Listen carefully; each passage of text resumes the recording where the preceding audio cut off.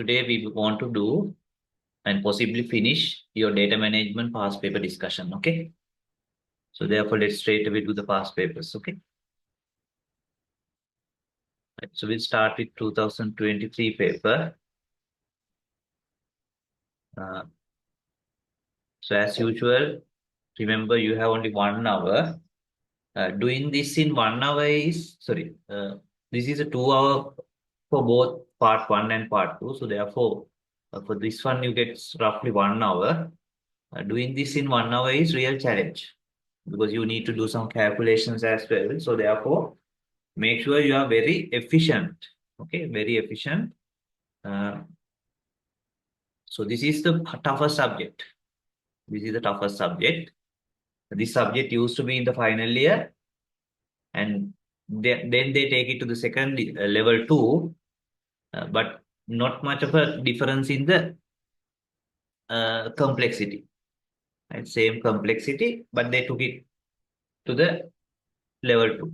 Okay, that is why it is tough. Okay, right. Let's take one by one. So you have two questions. You need to do both, and it cover entire syllabus, right? Entire syllabus, right? Question 1A. Consider the statement distributed database. Distributed database can offer enhanced availability compared to a single centralized database. Do you agree with the given statement? Justify your answer. So that is correct, right? So when you have your database is distributed among different sites, there's a higher availability. Availability means there's a better chance that a user has access to it, right? So why there's a better, because if it is a centralized database, if the database is down, no one get the access, and failure of a database is a possibility. Now, how do we reduce that here? One thing is data can be duplicated, right? So the same data can be in multiple sites. So when the same data is in multiple sites, when one site is down, the users will be redirected to the another site. When this is down, now users will be redirected to either this or that. So that is how availability is improved. So when we have multiple sites, always availability is high. When you rely on only one, availability is low. Okay, simple as that. And also, as additional point, usually the users are directed to their nearby or the relevant database, which is usually closer to you. So then the network failure chance is also less because usually you are mostly connecting to the database site near you. That is additional point. But the main point is data is duplicated. So therefore, when one site is down, other sites will be still serve you. Of course, if the data is duplicated, if it is something like non-duplicated, then that is not the case. So this is under the assumption that data is duplicated, yes, or redundant. Or the second point is when you are connected to your local site or site near you, there's a lesser chance of network failures. Okay, network failures. Right. I don't know which one examiner take as the major part, but I think mostly when your data is duplicated, you have alternative sites. Okay, so let's see the examiner's answer. If in a distributed database system, data is divided into fragments and multiple copies of each fragment are stored in different nodes. By distributing data in this way, failure of one database fragment will only affect availability of the data stored in that fragment. So that is not, examiner is not talking about the duplication of data, right? So when one fragment is down, only those people are affected. Still others are served. Okay, others are served. Other fragments and replicas remain unaffected. So that is the duplication, replication. So sometimes still the other replications are also working, right, which increase the overall availability of the database compared to centralized system where failure of one single server could bring down the entire database, obviously. So if it is single database, when that database is down, no one get the service. But here, at least some people get the service. When next site is down, others users still get their service because they are connecting to their sites. Okay. And also some data is duplicated, so therefore still others may be serve those data which are duplicated in their servers. Right. So you need to explain it. Right. Actually, this paper is superb. Right. So sometimes you know that I also sometimes criticize some questions, but this paper, uh, the answers, questions, right, usually very high quality, very high quality. Right. B. Right. It's a big question. Right. Big. Right. Let's read it. That is, I told you, it's very difficult to do this in 1 hour, right? Unless you are very efficient, very efficient, right? You can see how long the question is. Consider the consider the following database schema for software company, which consists of two relations, project and client. So two tables, project and client. Primary keys are underlined and foreign keys are in italics. So these are the primary keys.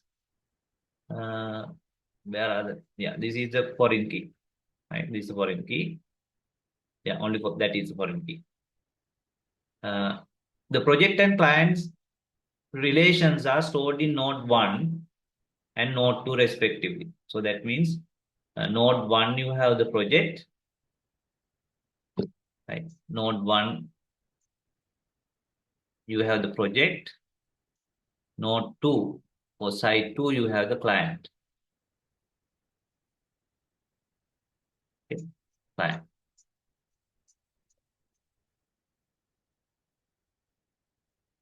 The result will be stored in node 3. Okay. So that means retrieving these data, the results will be saved in node 3.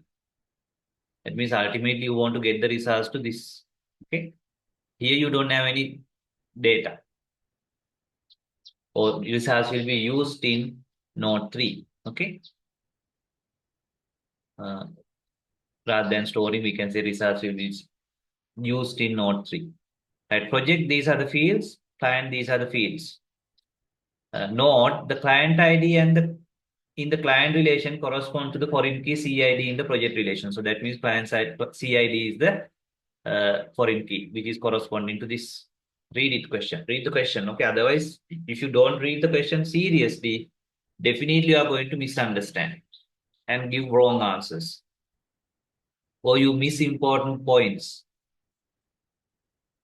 Now, level 2, we expect more serious people, right? And those guys will be sent to the level 3. And level 3, it's even higher seriousness is expected. Right. The client ID in the client relation corresponds to the foreign key CID, right? Right. Additional points. Relation project contains 3,000 records. So the project, right, project contains 3,000 records. And each record is 40 bytes. 40 bytes. Project ID is 10 byte. So that is they are talking about the project table. Project ID is 10 bytes. Project name is 10 bytes. Duration 5 bytes. Budget 5 bytes. CID 10 bytes. Relation client. So client is in this table. Node 2 contain 1,200 records. 1,200 records. Each record is 50 byte. That is total 50 byte. All the fields. Client ID 10 bytes is a breakdown. A breakdown. 30% of the project have budget greater than 500,000. So 30% of the projects have budget 500,000. That means in the Sigma, they are going to use budget. That means you can get an idea about how many records will be retrieved by this query. Okay. That is why they have given this. Consider distributed query D. This is a query D. Below to retrieve names of the projects. Duration. That is project name, duration of the project and budget. The name of the project clients and contact numbers of those clients for the project which have a budget greater than 500,000. So that means budget is greater than 500,000. But you need to get data from both project table and client table, because project table has the project name, duration, and budget, whereas client table has the client name and contact number. So therefore, in order to get the client name and contact number, you need to do the join using the CID. Right? I hope this is something you have done in semester 2, right? Joining. This is an inner join. This is an inner join. Right? So this is not something new for you. Right? Write 3 strategies to execute the distributed query D and calculate the bytes that need to be transferred in each strategy. Right? So this is a distribution query. So what are the 3 strategies? So we discussed those. Take node 1 data into node 3, take node 2 data into node 3, and do the join here and present the result. Usually that is the least performing approach, the raw approach, quick and dirty approach. But that is approach. Other approach, take node 1 data into node 2, do the query, do the joining, and get the result here. Third approach, take node 2 data to node 1, do your join, and take the results to here. Usually the second or third is the best. Then which one is the best is determined by where do we have the least amount of data. If from here to here you send small amount of data, then that approach is better. If you are sending here to here, small number of data, amount of data, then that approach will be better. But usually taking data from the 2 nodes to the other node and query is the worst.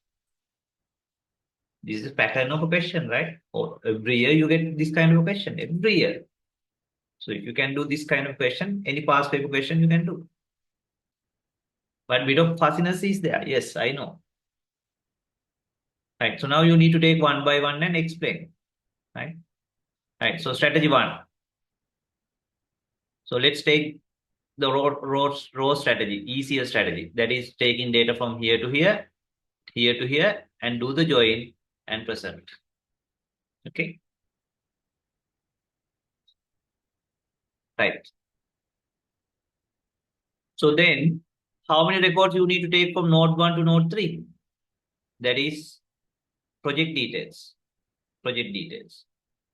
So we have 3,000 projects, and each record is 40 bytes. Each record is 40 bytes. And do we need to take all 3,000 records?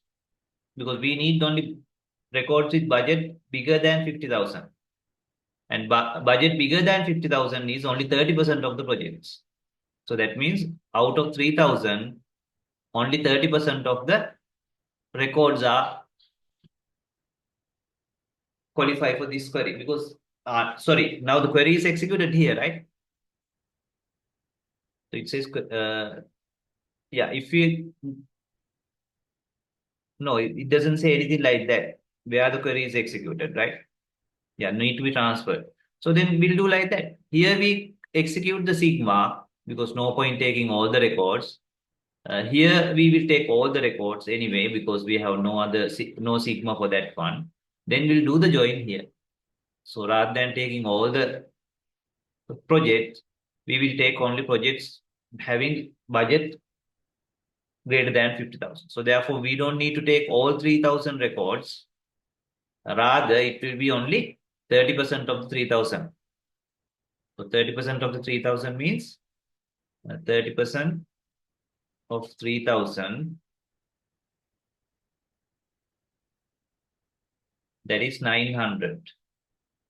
That means we are taking 900 record to here. 900 record to here. And from here, we need to take all the records, because we are doing the join here. That means you have to take all 1200 here, this customer. Okay, and then do the join here. I don't know what the examiners has actually. I scanned through the answers before your session. Uh, there are two ways you can do this also. One thing is take all the fields from here to here. Take all the fields from here to here and do the join. Okay. Other thing is you take only relevant fields. Here you filter out unnecessary fields also. For example, from uh, project table, you need project name, duration, and budget. But here you have project name, duration. Anyway, here we need all because you need project name, duration, budget. So therefore, anyway, we need to take all the fields also. So that means we need only 900 records, right? 900 records. Do they ask you to do the calculation?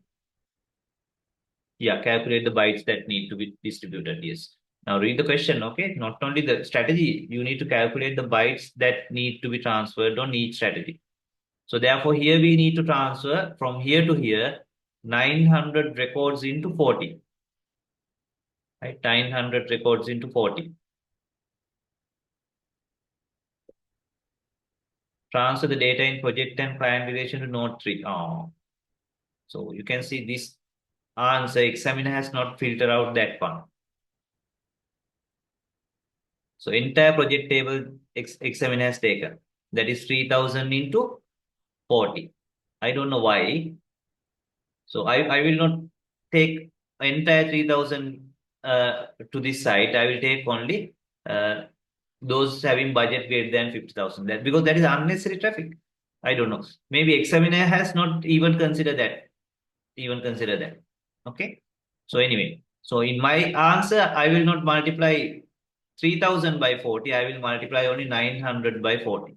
But examiner has multiplied 3000 by 40. Right. So that is your getting from here to here. But other one, yes. Other one, I will take entire 1200 records. Each record is 50. 1200 into 50. Right. And then the summation. Then the summation. By the way, examiner has not done the field level filtration. Examiner has done only record. Examiner has not done any filtration. Examiner take all the records, all the fields from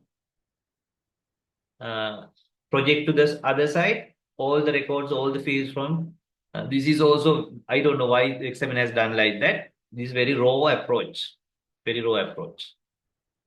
Okay, very raw approach. Actually, we should have filtered the projects with budget greater than 50,000 and take only those things. That would have definitely increased the efficiency. But anyway, that is strategy one for examiner. Examiner has not done the filtration. Right. So the second approach will be you take project details to the client side and do the join there and then get the results. So then again, you can send only relevant projects because though we have 3000 records, actually, once you do the filtration or sigma, you will end up in 900. So that 900 you need to transfer there. I hope that is the second answer. Let's see what is the second answer. Second strategy for examiner. Transfer data in project table to node 2. Then execute the join in node 2 and then send the result. So therefore, I hope at least now examiner does the sigma. Then I hope it will be 3000 into, 40 into 900, but I don't know whether the examiner is still taking entire all the data to this site. Okay, let's see. First step. Right. So 3000 into 40. That means examiner take uh, entire record set to the that means no processing here, no sigma processing here. Again, send the entire data set to this. I don't know why. We could have filter out and send it. right? My answer could have been 900 into 40 here, but examiner's answer is not 900, entire 3000 into 40, right? Entire 3000 into 40. Okay. Now only examiner talk about 30% is below budget 5,000. Now, right. So still it is doing the calculation now. I think now it is filtered out. Now it is filtered out, but here examiner never filtered out. Right. Now examiner has filtered out. That means you are sending only 900 records to here. 900 records here. Okay. 900 records here. That is filtering is done here. Right. So then 900 into how many bytes? Of course, you need to send the entire record because all the fields are needed. So that means 900 into 40 bytes. Right. 900 into 40 bytes. And that is 36,000 bytes. So that means 900 records, 36,000 bytes. That means entire record you need to send because all the fields are needed either for join or display. Okay. Now here we got 36,000 bytes. So therefore final answer must have 36,000 bytes. Okay, 36,000 bytes. Okay, 36,000 bytes. Right, now we need to do the join here. Right. Then execute the join in node 2 and send the result. Now we are doing the join here. Now how many records we got? 900. Right, 900. Now for that 900 records, now we need to get the client details and send it back. Send it to the node 3. Now we have only got the 900 records of project details. Only the relevant projects. Only the relevant projects. Right. Already 36,000 bytes are here now. Okay. Now what we need to do? We need to add the client details after joining. Okay. After joining. So how do you add that one? So actually examiner has done is take all the product details. You can see 120,000. Again, examiner has taken not 900. Entire record set. You can see entire record set. So examiner has not filtered out here. I don't know why. Right? So that is why 120,000 is there. Okay. 3,000 into 40. That is not 900. Right? Not 900. Entire 3,000 record of 40 bytes is transferred. That is why your final answer has 120,000. Right? 120,000. So that means entire 3,000 records have been transferred here according to the examiner's answer. That means no sigma here. Okay. And only here it is filtered out. So when you filter out of 3,000, 30%, that is 900, right? 900 records. For that 900 records, now you have these data. What are the data you have? Data from project fields, some data from plan. Okay. So what are the fields we need? The fields we need are this project name, duration, budget, client name, contact number. Now add how many bytes are need for project name? Project name, uh, 10 bytes. Right? Project name 10 bytes. 10 bytes. Duration 5 bytes. This is happening in the second site. Budget 5 bytes. Client name that is taken from site 2. Client name is here 10 bytes. Now we want to calculate the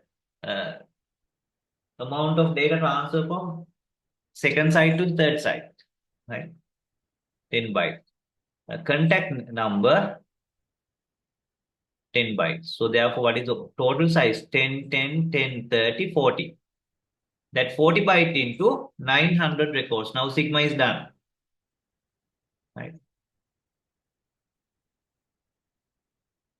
900 records, 40 bytes. 40 byte is this summation, right? 900 because the sigma has filtered out only 30%. 30%. So that is why examiner has multiplied by 900. So that means examiner strategy is something like this. For second one, you take all the records without doing any sigma to hit this side. That is why it is still 1200. Okay. Entire 3000 records are taken. Now here the sigma is done and phi is done. Right? Sigma is done and phi is done. See, because sigma is done on projects, now 3000 has become 900. Right? 3000 has become 900. And now only relevant fields you need to send. All the fields are now available. Some of the fields you taken from here, other fields you taken from your database. And now that is altogether the field size is 10, 10, 10, 5, 5, 40 byte. So that 40 byte into 900 is sent here. So the examiner strategy is don't do any sigma filtration here.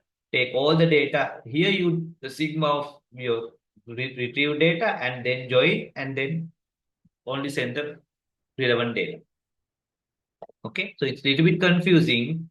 So that means examiner has not assumed that you are doing any sigma here. You do processing only here. Right? I think the examiner strategy is you process only one place, not multiple place. That means you do sigma only one place. Sorry, sigma only one place, not one place you do sigma, other place you do join. I think that is the examiner strategy. Okay, so that is why in the first answer also, the first strategy also, what the examiner assumed was, right, you take entire data from here to there, and then do the join. Okay, right. So then third strategy should be you take client details to the project and do the join and then take the data. That is obvious because now obvious filtration must be done here because here entire client details. This is the worst case usually because you need to take all the data from here to here. That is 1200 into 50. You take from here to here. That should be your first part. 1200 into 50. Yes, 1200 into 50. That is 60 bytes. So that 60,000 byte must be there. Now you do the filtration and join. Because of the filtration sigma, you have only 90 records. Because you need to send only these data, you have only 40 bytes. So that is 40 byte into 900. That is 36,000. So this is your taking data. So this 60,000 is data going from here to here. This 36,000 is going from here to here. Okay, right. Any questions? Anything not clear? So the examiner has not done in this approach, examiner has not done any sigma here. Sigma and join both here. In the first approach also, of course, the node 3 is here, node 1 and node 2 is here. Examiner has not done any filtration here, sent everything here, and then do the sigma and phi here. Okay, sigma and phi here. Okay, so if you get a question like that, I think maybe you can do like that then. I don't know, right? That is the expectation of the examiner. Okay. The last strategy. Yeah, in the last strategy, we take data from client's table, that is node 2 to the node 1. And then you do the join and sigma, because anyway here you can't do any sigma. Okay. Anyway, examiner has not done any sigma in other sites. Okay. You need to take all the client details. Of course, that client details may not be relevant to your filtration, but you can't help because you are first taking from here to here. That is why this approach is the worst, right? Because you are taking all the client details to here. I can't say worst, but it is not the best. That means we have how many client records? We have 1200 client records with 50 fields. 50 fields. Okay.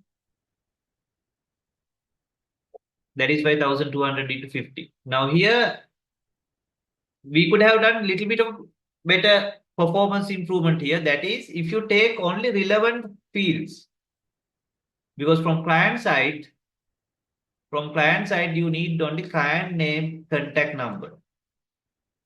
Client name, contact number. But here we have unnecessary fields. Client name, other than client name and contact number. Client name, contact number. Of course, client ID is required because that is part of your foreign key. So therefore, you can't skip client ID because that is how you do the join. But definitely we could have omit. Of course, location is needed because it is part of the answer. We could have omit email, but examiner has not done that also. Right. So that means you don't take, you retrieve all the data, but don't send the email to this side. Why? Email is not part of the final answer and email is not required for the join. But examiner has not done that optimization also. Right. So basically the examiner's strategy is don't do any processing here. Do processing only in one place. You just retrieve all the data and do processing both phi and sigma in one place. That is why examiner has not examiner has taken this 1200 into 50. So 50 is summation of all the fields. That is 10, 10, 10, 10, 10. 10, 20, 30, 40, 50. Other actually one optimization could have been make it not 50, 40 by omitting email. But examiner has not done that. Examiner has not done that. Examiner has taken all 50 bytes. Right? All 50 bytes. So that means examiner is doing the join and high heavyweight things in only one place.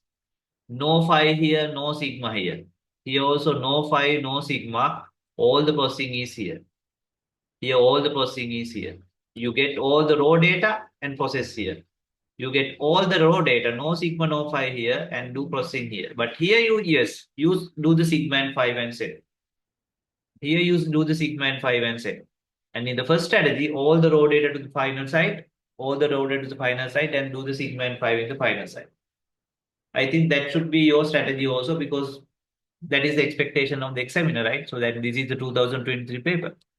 Now, is it clear or still you have confusions? Or do you want me to explain it further or any specific point you want me to explain? Okay, right. Right. That's it. That's it. So you might feel like this is difficult. Yes, this is difficult, but this question repeat every year. So once you understand the concept, it is not difficult. Until you understand, yes. And also you must think about like what the examiner's expectation, right? Now I want to do further optimization, but examiner has not expected that optimization of doing processing your filtering in multiple sites. Examiner has expected that okay, do your filtering in one place. So therefore, that is actually easier for us. Easier for us. Now, if I go to the exams, I will make sure that we do filtration in one place. I think that the examiner is doing that to make it easier for you guys. Make it easier for you guys.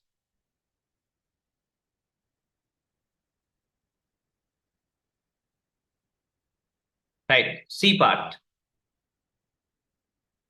Consider student. Now you can see how long the question is. Okay. Still the question. Right. So that is why I told you this is a very tough paper. Consider the student relation given below. Now if you are good at your transaction handling, I would recommend you to do the transaction handling first because usually transaction handling question is short question. You can find the answer quickly if you know your theory. Constraint questions are also less time consuming, like writing a create statement or writing a trigger. If you know your theory, usually those are not very time consuming. The time consuming questions are one, this kind of a question because you need to do calculations and you can see so many things you need to consider. Secondly, index questions. But index questions, it doesn't take a lot of time if you know the theory because it's simply block factor, divide, blah, blah, blah. So I would recommend you to do this question, distributed query handling questions last. Anyway, that depends on how comfortable are you with the other topics. Okay.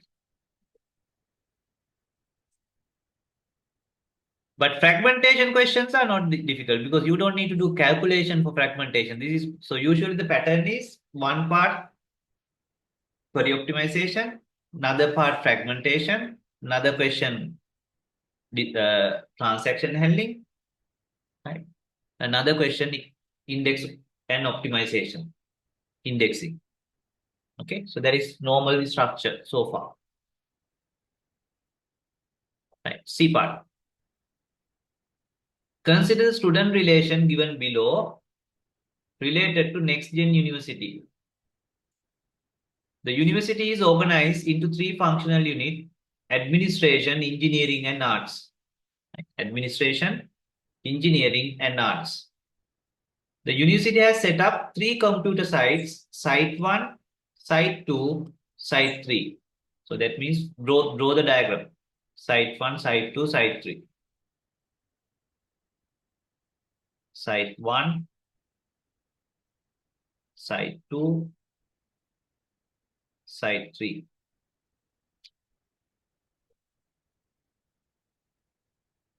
One for each functional unit. What are the functional unit? Administration, engineering, arts. The data access requirements vary for each of these sites. It is important to note that administration is not considered as a department. Okay, administration is not considered as a department. Okay, just give 1 minute.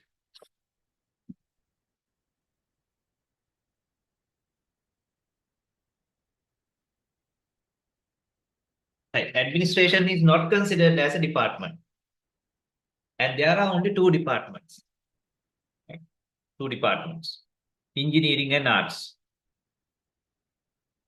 The student relation is fragmented and replicated.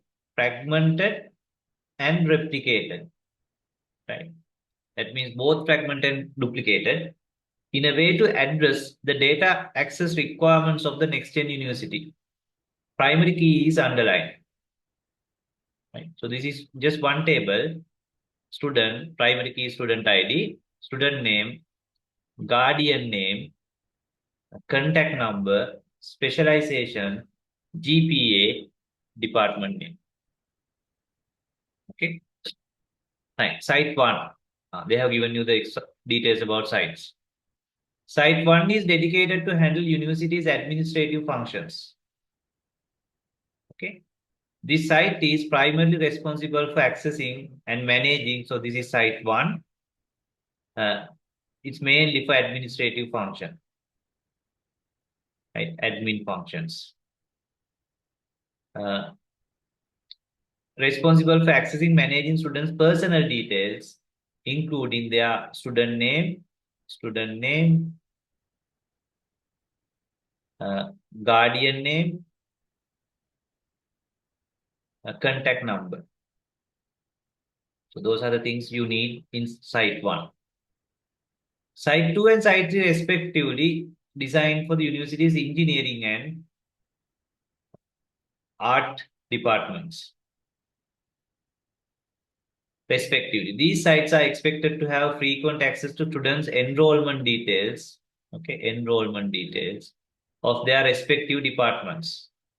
The information include essential attributes such as student ID, specialization,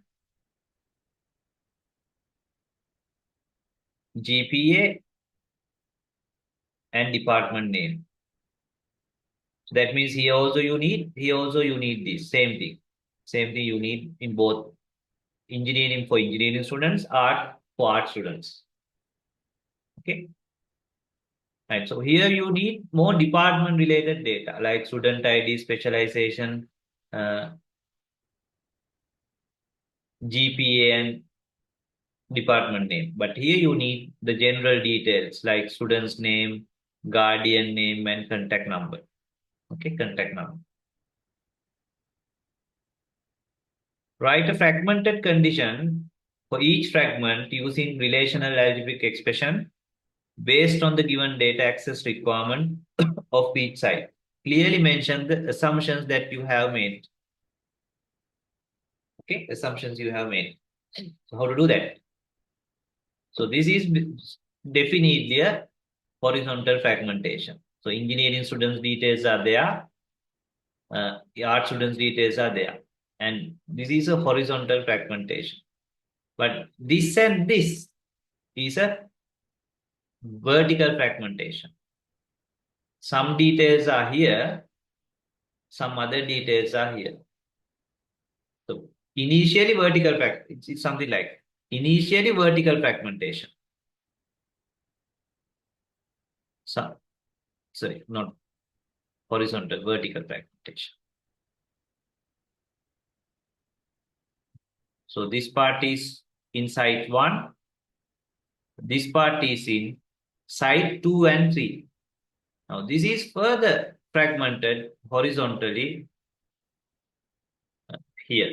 So therefore, first it's a vertical fragmentation because you need all the records, but only these fields.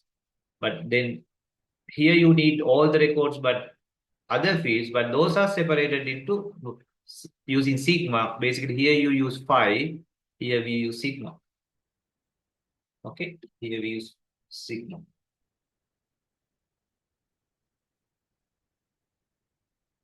Right. So when you're doing phi, make sure the primary key is in both. Otherwise, you can't combine. So the common field must be the primary. That means student ID must be here as well as here. But here the separation is based on sigma. Okay, sigma. Right. So therefore, actually the examiner's answer is slightly different. Okay. So examiner has done a little bit of a additional thing which is not directly mentioned here. Okay. So according to the information given here, admin fragmentation will be phi student name. First of all, of course, you need the student ID, primary key, because without primary key, you will not be able to join an union. Yeah, student ID, definitely I'll go for student ID, comma, student name, guardian name, and contact number. You need to write those. And that will be admin fragmentation. Okay. No sigma, no sigma, only phi, because you need all the records here. Now, when we go for the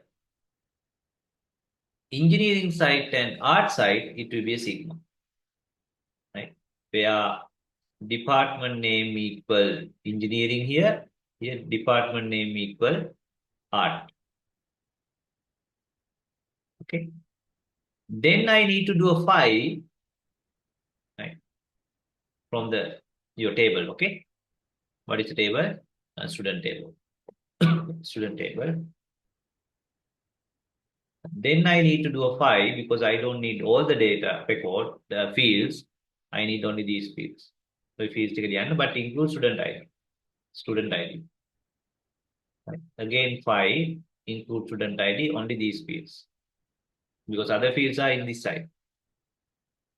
So therefore, this is first we do a vertical fragmentation. Inside the vertical fragmentation, you have the two horizontal fragmentation.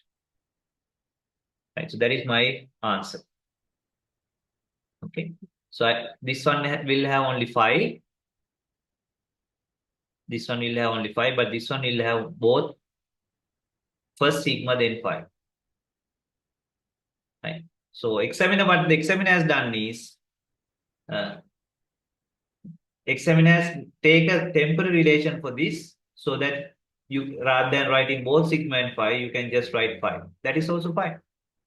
Right. So now let's look at the examiner's answer.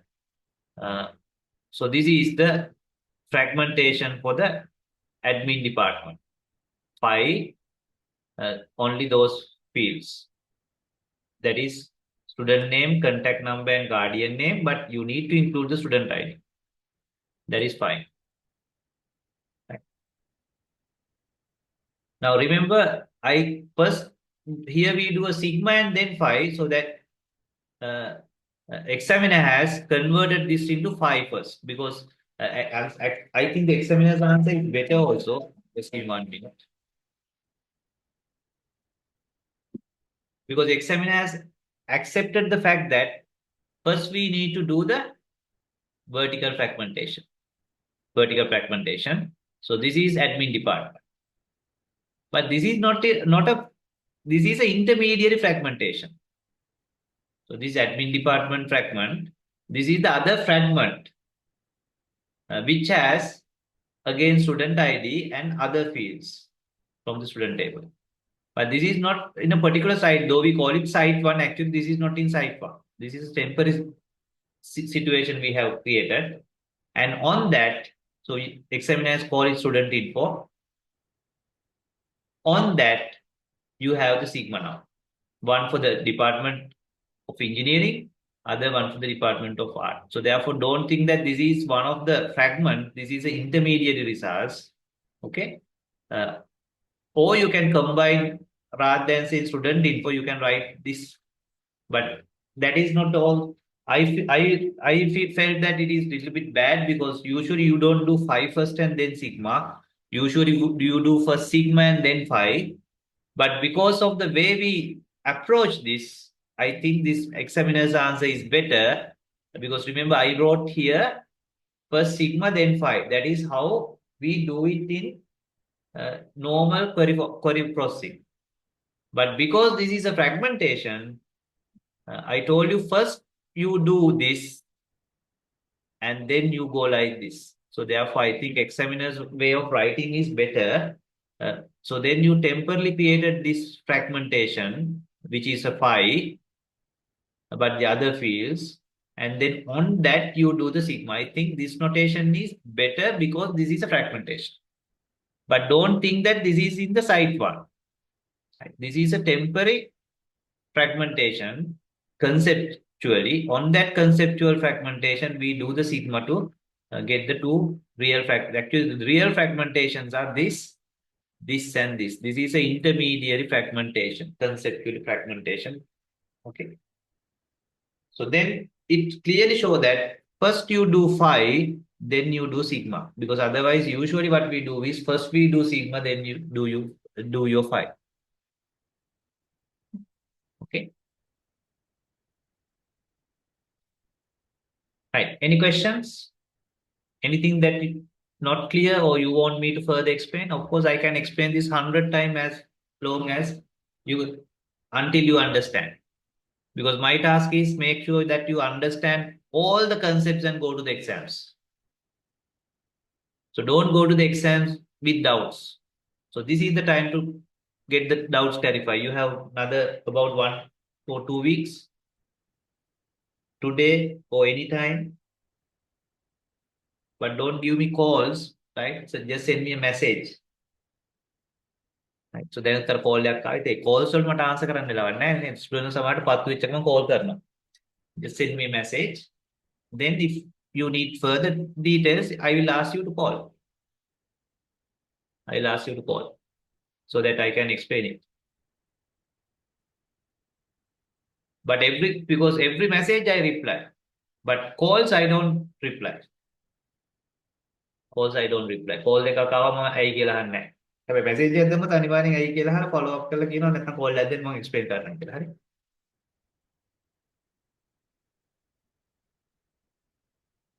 Right. Right. So then we'll take a break. After the break, we'll move on to the rest of the sub questions. Okay. Right. So we'll start at 9. Right. We'll start at 9, 9, 10.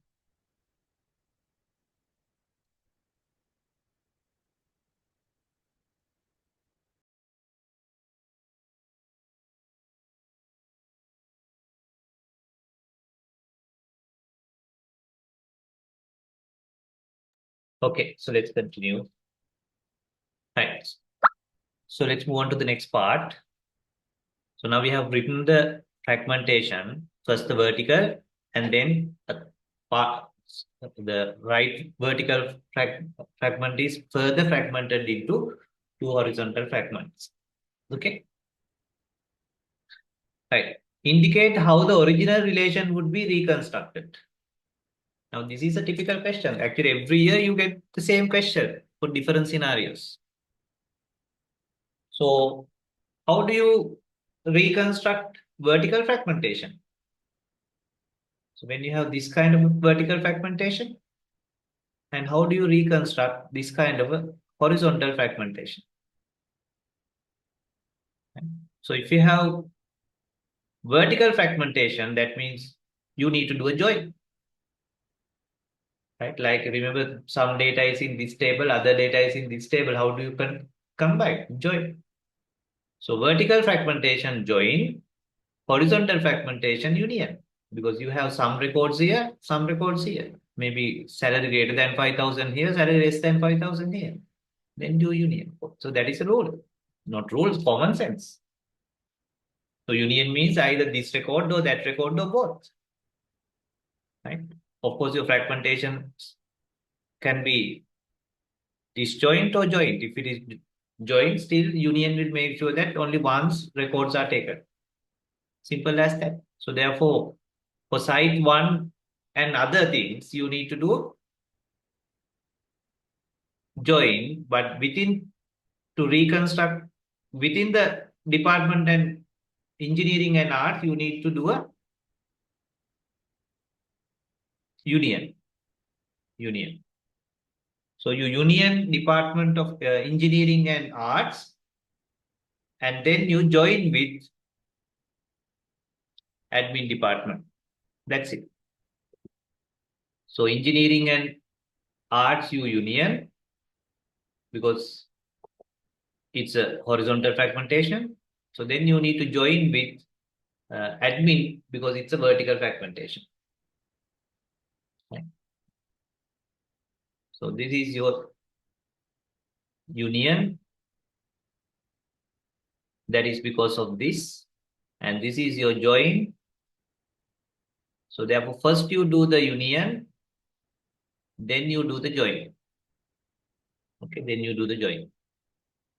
If you want all the records, right, you must use sigma phi notation. Okay, relational algebraic notation, which you learn in semester 2 databases.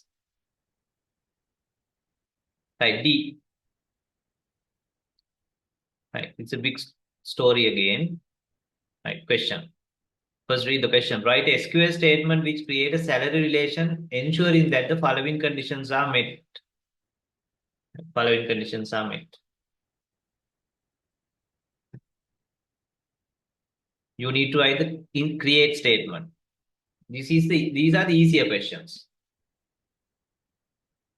Right. Relation is employee in the company database that stores the details about employees. There's a requirement to create salary table. Okay, is it a salary table or consider the following relation employee in the company database.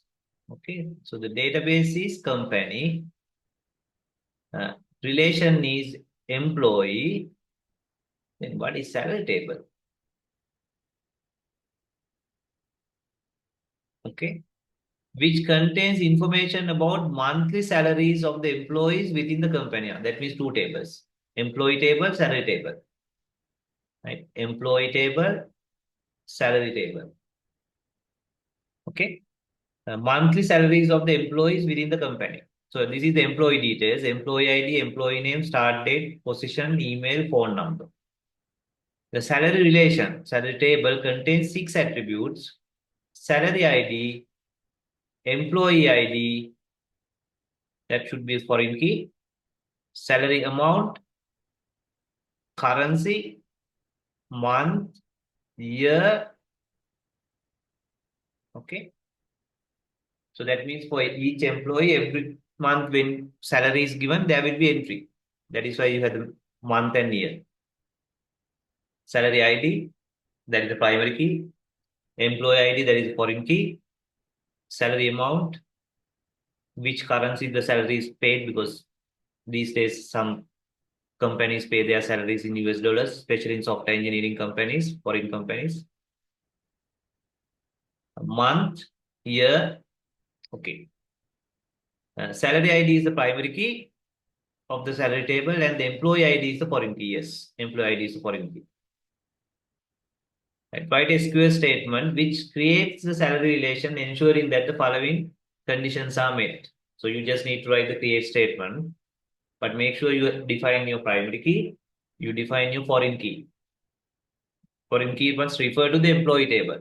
You know that there are three different ways you can create primary keys, either with the constraint name or in the field itself, you can say, or you separately you say primary key. Foreign key, there are two ways. In the field itself, you say this is a foreign key or foreign key with a constraint name. So those things you learn in semester 2. Right. Make sure you write your primary key and foreign key, whatever the way approach you like, you use it. Then additional things.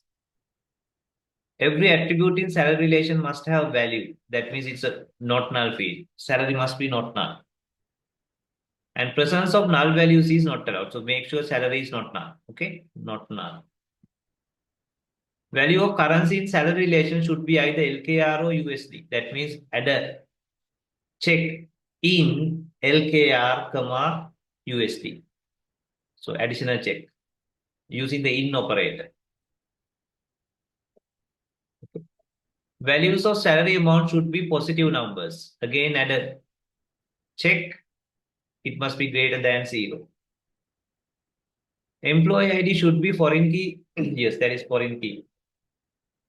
From employee relation, where changes of deletion in the employee, that means on update and on delete, should automatically propagate to the salary relation. That means on update cascade, on delete cascade.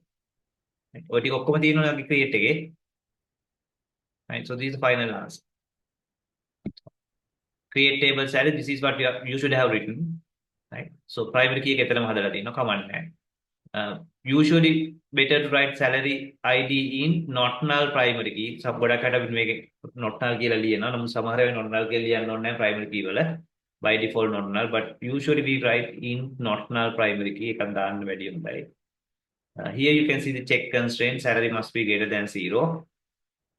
This is another check constraint, currency in LKR or USD. Right? ඔච්චර අමුතුවෙන් තියෙන්නේ.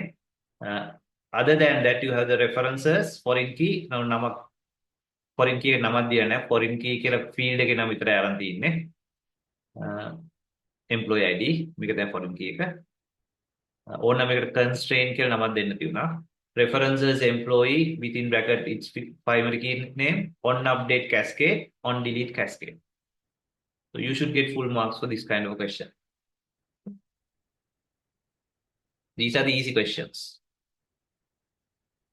Right, write a SQL statement to add a new constraint. Now assume that the table is already there. Okay. To validate the conditions given below. When data is entered into salary, this is assume that you have already created the salary table. Now you need to write a alter statement. Right. Salary relation that you have to create. Relation that you have created in D1 above. The value of the month should be between 1 to 12. The value of the year should be between 200 to 2000, 2000 to 2100. So that must be alter table statement with additional constraints. So this is just the check, right? Relational condition greater than 1, less than 12. Here, greater than 2000, less than 2100. Or you can use the between keyword also. Right? Between keyword. Yes, they have used the between keyword.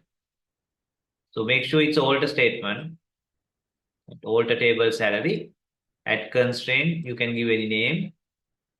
It's a check constraint. Month between 1 and 12 and year between. It's a name check constraint. Name check constraint. So what is the advantage of giving it a name? You can later drop this using this name. You can say drop alter table salary, drop validate month year. Okay. So that is easy marks. Okay. But remember, when they say alter, you need to write after the table is created, it must be alter table. Right. Consider two relations, video and comments given below, related to video streaming platform. Video, comment. Write a trigger that execute delete cascade operation. So assume that delete cascade is not supported by your database. Right. So then you need to write the delete cascade by yourself as a trigger. Actually, most of the databases, delete cascade is automatically implemented using triggers. You just need to say delete cascade. But here you need to assume that delete cascade option is not there in database. You need to write your own trigger. Okay. That is, when you delete a video, you must delete all the comments. Right? After the corresponding video record is deleted from the video table. When the video record, a particular record is deleted, all the comments related to that video must be deleted. Because no point keeping the comments without the video. Super easy. Okay, super easy. This is a typical question. So you must write a trigger. It must be after trigger because after deleting the video only you do this. නේද? video එක delete කරන්න කලින් comment මකලා ඉන්නේ නැහැනේ. video එක මකලා තමයි comments මකන්න ඕන. මොකද video එක මකද්දී errors එන්න පුළුවන්, roll back වෙන්න පුළුවන්. එතකොට අනවශ්‍ය කරදරයක් ඉස්සෙල්ලා comments මකලා ඉවරනවා. Okay? It must be after delete trigger on which table? Trigger එක ලියන්නේ මොන table එකකටද? Video table එකට. Right? Video table. And then inside the trigger, you just write a delete statement where the video ID, because you delete on the comments table, where the video ID is the video ID. Because this is after comment, you need to use method new කතාවක් නෑ. new කතාවක් තියෙන update වලදී update insert වල මේක තියෙන්නේ delete එක නම් හැමතිස්සෙම තියෙන්නේ මොකද old value එක විතරයි. old value එක විතරයි තියෙන්නේ. old video ID is this. Okay. Create trigger, give it a name. After delete on video, right? It has හැමතිස්සෙම ලියන මොකද for each row begin end. ඔක හැමතිස්සෙම ලියන එකනේ. For each row begin end. ඒක ඇතුලේ තමයි trigger එක ලියන්නේ. Trigger එක තමයි මොකද simple delete statement. Delete from comment where video ID is all video ID. delete statement වල before එකක් නැහැ. හරි? sorry after එකක් නැහැ. මොකද record එක නැහැ ඊට පස්සේ. insert වල before එකක් නැහැ. old එකක් නැහැ. insert වල තියෙන after එකක් විතරයි. update වල තමයි before එකයි නේද? new එකයි old එකයි දෙකම තියෙන්නේ. ඒ වගේ චූටි චූටි දේවල් ඔළුවේ තියෙන්න ඕන. සහ ඇයි එහෙම උනේ කියලා ඔළුවේ තියෙන්න ඕන. right? So this is a typical trigger, right? No, nothing complex. Right, now we are into the second question. So second question is pretty much indexes. Okay.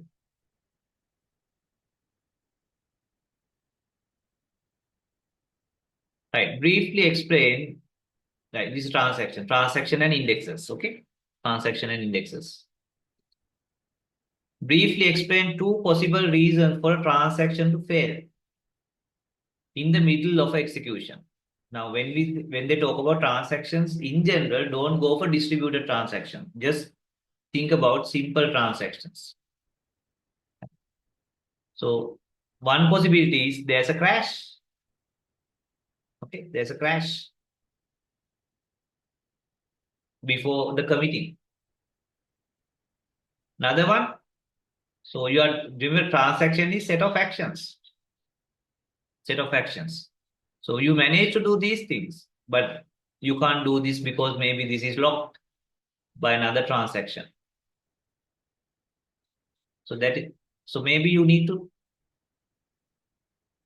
fail. Okay. Like cascade rollback.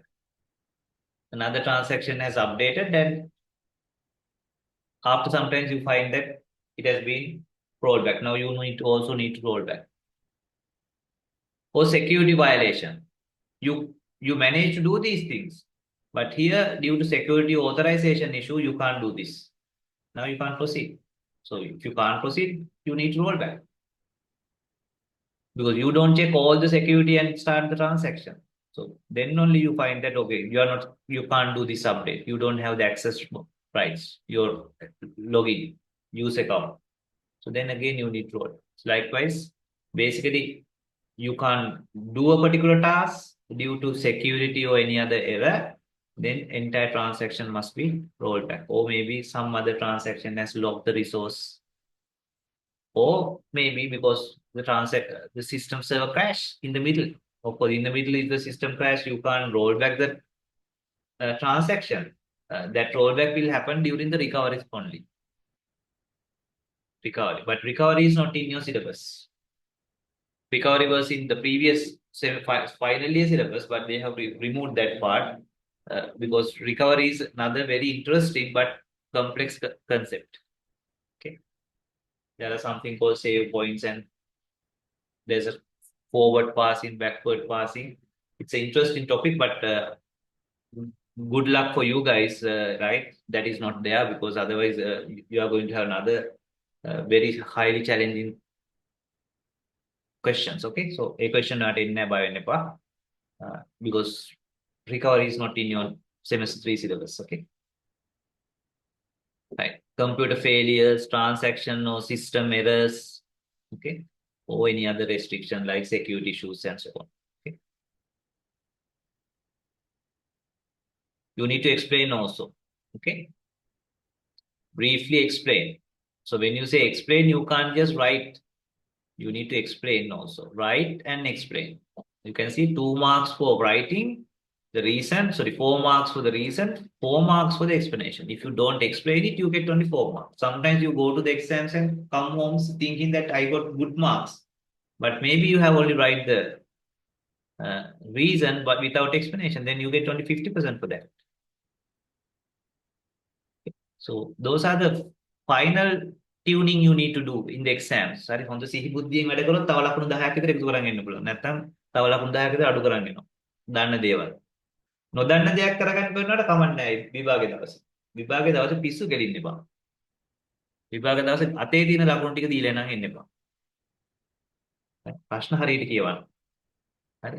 Explain කරන්නද, state කරන්නද, discuss කරන්නද? මොකද මේ MCQ නෙමෙයිද? MCQ කරද්දී ඔය ප්‍රශ්න නෑ නේද? ඔයගොල්ලෝ ෆස්ට් ටයිම් දැන් මේ BIT වල උත්තර ලියන්නේ. හරි උත්තර ලියන්නේ. එතකොට ස්කූල්ස් ලකුණු ටික ගන්න දැනගන්න ඕන හරියට. Right. B. Consider the transaction T1, T2 given below and identify the problems that would occur if T1 fails when performing the operation. Read the item on total sales price. Justify your answer in detail. Justify your answer in detail. Then පොඩ්ඩක් වනලා ඇවිල්ලා හරියන්නේ නැහැ. හරියටම explain කරන්න කියලා කියන්නේ. In detail කියලා කියලා තියෙනවා. හරි? Right. So this is a transaction. Right. Do you see any issue? So remember the issues are when 2 different transactions, same data, at least one operation is a right. Different transactions, sorry, same transaction, no issues. Right. If both read, no issues, even though it is 2 different transactions. Other possible issues.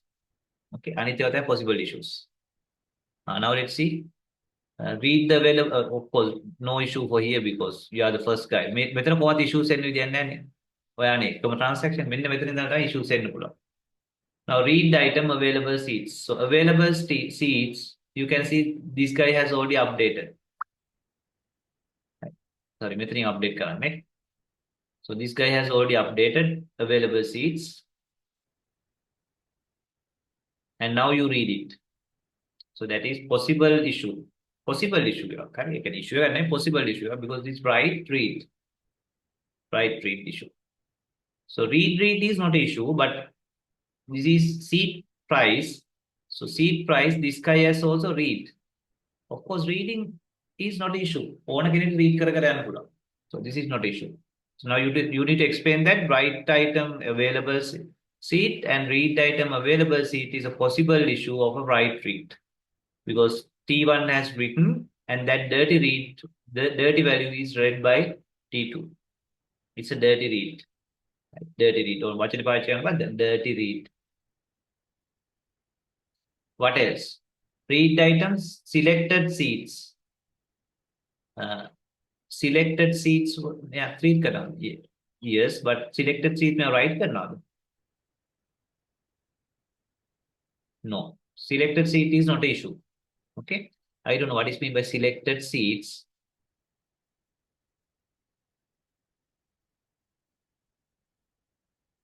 Yeah, anyway, selected seat is not an issue because both read. Okay, both read. These are calculations. Right now, you write the total seat price and available seats. Now, total seat price and available seat, this guy has also written. Right? Yeah, right. Yeah, right. Issue right, right. So therefore, this value can be lost by this value. හැබැයි lost වෙන්නේ මෙයා පස්සේ read කරොත් අවුලක් නැහැ හැබැයි. මෙයා read කරන්න පස්සේද? මෙයා write කරාට පස්සේ read කළා තියෙන්නේ. Right? So total seat price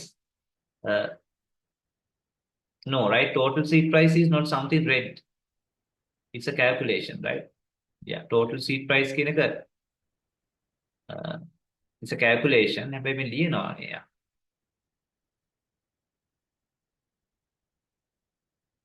මෙයා write කරලා තියෙන එයාගේ calculation එක. මෙයා write කරන්නේ මෙයාගේ calculation එක. එතන මෙයා පාවිච්චි කරන seat price එක ඒක අවුලක් නැහැ. හැබැයි selected seats වලින් මෙයා update කරනවා. So this selected seat is also read. But that is the same, right? Seat price into selected seat. මම දන්නේ මොකද්ද මේ calculation එකෙන් කරන්න කියලා. දෙන්නම කරන්නේ එකම වැඩේ. You don't change the selected seat. You don't need change the seat price. Or read kala I write total seat price. Do you see any reason why you are doing this? But තේරෙනවද මේ ඇයි එහෙම කරන්න කියලා? Seat price එක selected seat වලින් වැඩි කරලා total seat price කියලා update කරනවා.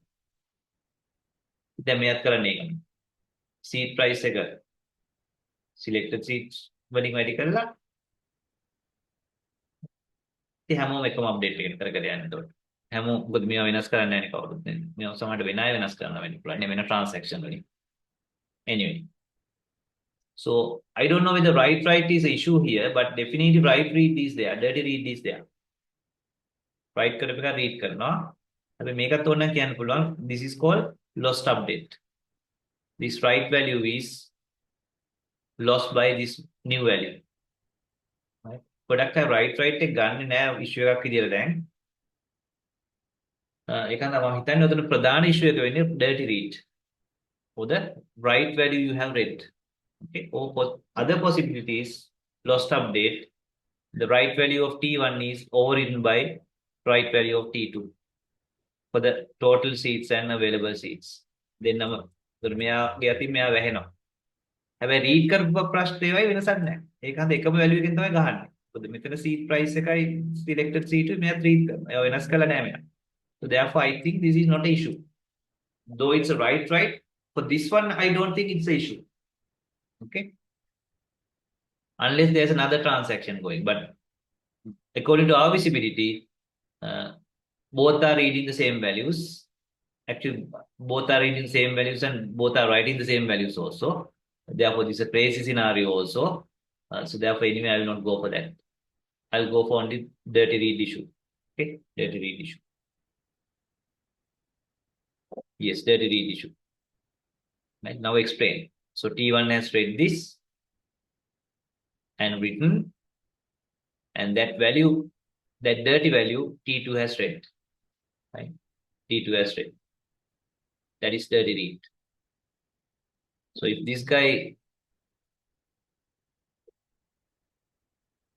guy roll back, now you are in trouble because what you read is not valid. Then you need to cascade rollback your one also. You need to explain that, right? T1 modifies the data object available seats and the transaction T1. If T1 fails with performing the operation, meanwhile the modified database object available seat has been accessed by the another transaction T2. T1 roll back වුණොත් තමයි මේ ප්‍රශ්නේ වෙන්නේ. Right? So then you need to explain that, right? Then the value accessed by T2 is dirty read because it has read a value modified by incomplete transaction which is not committed. Commit කරපු නැති data. Well, ideally this transaction should have waited till this transaction is committed. So then no issue. Okay, so it's a dirty read problem. Right එක problem එකක් නොවෙන ප්‍රධාන හේතුව මට පේන විදිහට මේ දෙන්නම read කරලා තියෙන එකම values. Okay. Seed price and selected seeds. Right? Seed price මෙයා වෙනස් කරලා නැහැ. So that is why examiner has not taken. ගොඩක් කරලා WW ගන්නෙ නැහැ මේ isolation level වලත්. හරි? Right. Consider I think we did this in the class. Okay. Anyway. Consider the following schedule created using 3 transactions T1 to T3. Determine whether the schedule S3 is config serializable. How to check whether it's a config serializable? Draw the dependency graph. Or not, and explain your answer. Note that each RI and WI denote read and write operation. මම මතක නැහැ මේක කරාද කියලා. හරි කොහොමද කරා? මම හිතන්නේ කරා. Right. So this is transaction 1. How many transaction? 2 means second transaction, 3 means third transaction, 3 transactions. T1, T2, T3. This is read A, read 2A, write 2A, read 2B, time goes downwards. Read 3B, W3B, W2B, W1B. Right. Now where do we have the dependencies? Dependencies between 2 transactions. At least one activity must be right. This is not an issue, both read. But now it's an issue, read day, write day. Dependence. This is the first time. Read is not an issue, but read B, write B. Dependence. Then write, dependency. A, write day, read, write day, another transaction, another dependency. But no dependency with transaction 3 because transaction 3 only interested in this. So now let's see the graph. T1 to T2, there's dependency. Then T2 to T1. එතරම් වැඩේ ඉවරයි. Cycle C. ඊට අමතරව T3, T2 to T3, T3 to T2. හැමතැනම cycle නෙමෙයි. Everywhere cycles. So cycles means not complete serialized. Can see. He also cycle, he also cycle. මොකද්ද dependency වෙන මේක කියලා ලියන්න ඕන. මට ඒක කියන්න අමතකුණා. So here conflict is based on A. Here conflict is based on A. ඕක examiner බලාපොරොත්තු වෙනවා. Here conflict is based on B. නැත්නම් ලකුණු කපයි. ඕක තමයි මේ අද සෙෂන් එකේ වැදගත්. දැන් ඕක නැත්නම් ලකුණු කැපුවොත් නේ. නැත්නම් ලකුණු 10න් වාට දුන්නොත් එම් ලකුණු 6ක් විතරයි. ඒක ලියලා එන්න. ඔය තමයි එක්සෑම් එක දවසේ යනකොට මතක තියාගෙන යන්න ඕන දේවල්. ඕන ඒවා නෝට් ඩවුන් කරගන්න. අන්තිමට ගෙදර එනවා හිතාගෙන ඒකක් කියලා අන්තිමට එන්නේ C+ එකක්.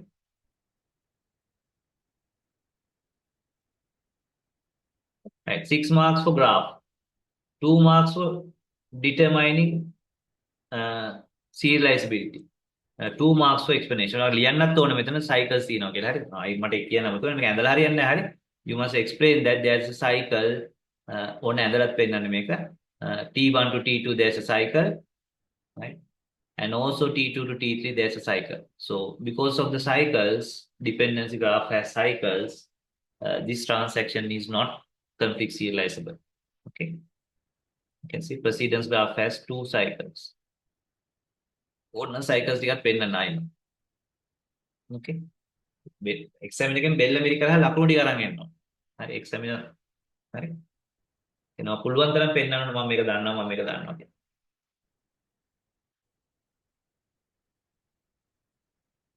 Consider the relation product given below related to retail company database. Primary key is underlined and foreign key are in italics. දැන් ඔයාලට තේරෙනවද මේ පේපර් එක පැයෙන් කරනවා කියන්නේ පට්ට ගේමක් කියලා? පට්ට ගේමක් තමයි යා. ඒ ගේම ගහන්න බලාගෙන යන්න. Okay. හරි මම මේ question එක මොනවද අහලා තියෙන්නේ කියලා තාම හොයනවා. හරි. මොකක්ද අහලා තියෙන්නේ? Suppose a single level index is created on the non-key field category ID that uses block anchors. Right? Block anchors කියන්නේ sparse index එකක් නේ. එකකට එකයි දාන්නේ. Okay. non-key field එකක් වුණාට block anchor එකකට දාලා තියෙන්නේ. ඒ කියන්නේ මේක unique field එකක් වෙන්න ඕන. We'll start at the beginning of the new block. Category ID. Yes, category must be unique. Each index entry is 64 byte long. Calculate the total number of blocks access required to perform the binary search using index file. Yes, index file එක පාවිච්චි කරනවා.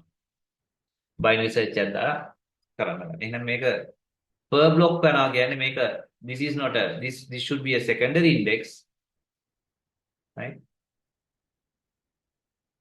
නෑ secondary index එකම වෙන්න ඕනේ නෑ, but it must be a key field. Sorry, not key field, unique field. Right, let's read it. Consider the relation product given below related to retail company database. Primary key underline and foreign key is italics. Product ID is the primary key. Warranty ID is a foreign key. Category ID is a foreign key. Okay. Foreign key එක කියන්නේ unique. Unique අනිත් table එක. මේ table එකේ නේ අනිත් table එකේ. Category ID මේක duplicate වෙන්න පුළුවන්. Category ID represents the category to which product belongs. There are 2000 distinct product categories. Right? Product categories. That is in category table, yes, it must be distinct, but not in product table. Each with category ID numbered from 1 to 2000. That means 2000 categories are there.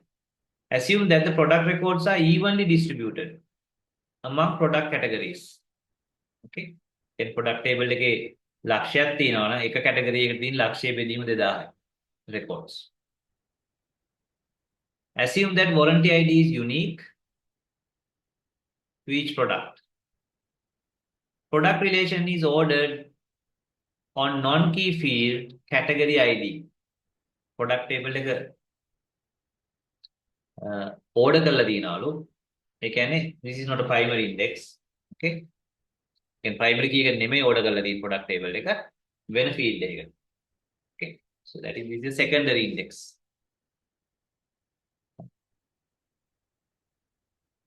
No. No.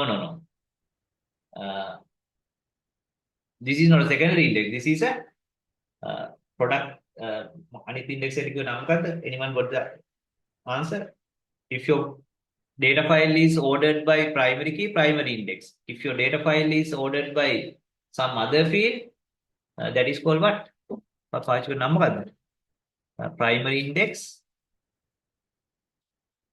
ඔබට මම නම ඔළුවට එන්නේ නැහැ. මොකද්ද පාවිච්චි කරපු නම? Yes, clustering index. Yes, so this is a clustering index. Sorry, yeah. So this is a clustering index. Okay, that means your data file itself is sorted not by the primary key but by the some other field. So this is not a secondary index. This is clustering index. ඒකෙන් තමයි block rank එකක් දාලා තියෙන්නේ. Block rank එකක් දාන්න පුළුවන් වෙන්නේ මේක clustering index එකක් ගන්න. Right. Secondary index වලට තමයි අපිට දාන්න බැරි block anchors දාන්න බෑ. ඒක record එකට එක ගානේ දානවා. මොකද data file එක sort කරලා තියෙන වෙන එකට. Right. So this is easy question actually. Right. Now what is the question? Right. Number of records are 400,000. Block size is 8,192. Record length is 150. අවශ්‍ය ටික ඔක්කොම දීලා තියෙනවා. Right. Now question. Calculate the total number of block access required to perform a binary search using the index file. Actually, it should be index field. Index field එකට search එකක් කරන්න හදන්න. So ඉස්සෙල්ලා ගන්න. So number of records, 400,000. Each record is 150 byte. One block size 8,192. 8,192. Right. So now we calculate now make a record order by category ID. Right? Not by the primary ID, primary key product ID. No. So what is block factor? That is number of records in one block. That is block size 8,192 divided by record size 150. බෙදෙන්නවත් දීලා නැහැ මේ මිනිස්සයා. හරි මම කැල් එකෙන් සුළු කරන්නම්. කැල් එකක් දෙන්නේ ගන්න නැහැ ඔයගොල්ලන්ට. ඇඩ්මිෂන් දෙනකොට බලන්න ඇඩ්මිෂන් කාඩ් එකේ තියෙනවා කැල් එකක් දෙන්න සබ්ජෙක්ට් මොනවද කියලා නැත්නම් කියයි කැල් නැහැ කියලා. 8,192 divided by 150, 54.61. So remember we need to 54.61 records means 54, right? By default we go for unspanned. 54.61 you need to 54.6 එකක් record දාන්න බෑ දාන්න පුළුවන් මොකද record 54යි. Floor it. Block factor is 54. That means how many records in one block. Right. Now we'll move on to the index file. Index file has only index entry and the block pointer. Right? Index entry and the block pointer. And data is sorted according to the category ID. Then මෙතන records කීයක් තියෙනවද? මෙතන තියෙන block ගන්නට තමයි records තියෙන්නේ. මෙතන blocks කීයක් තියෙනවද? 54යි. So what is the first category ID in that each and every block picture I have done. So therefore this one is going to have 54 records. Now block ගන්නට මේ තියෙන්නේ මොකද්ද? category IDs ගන්නනේ. එක category ID එකට එක record එක ගන්න. එතකොට ඒ category ID එක යන්නේ තියෙන්නේ මොන block එකේද? Oh. Yes. Right. මම බලද්දි කිව්වේ. So how many category IDs are there? How many category IDs are there?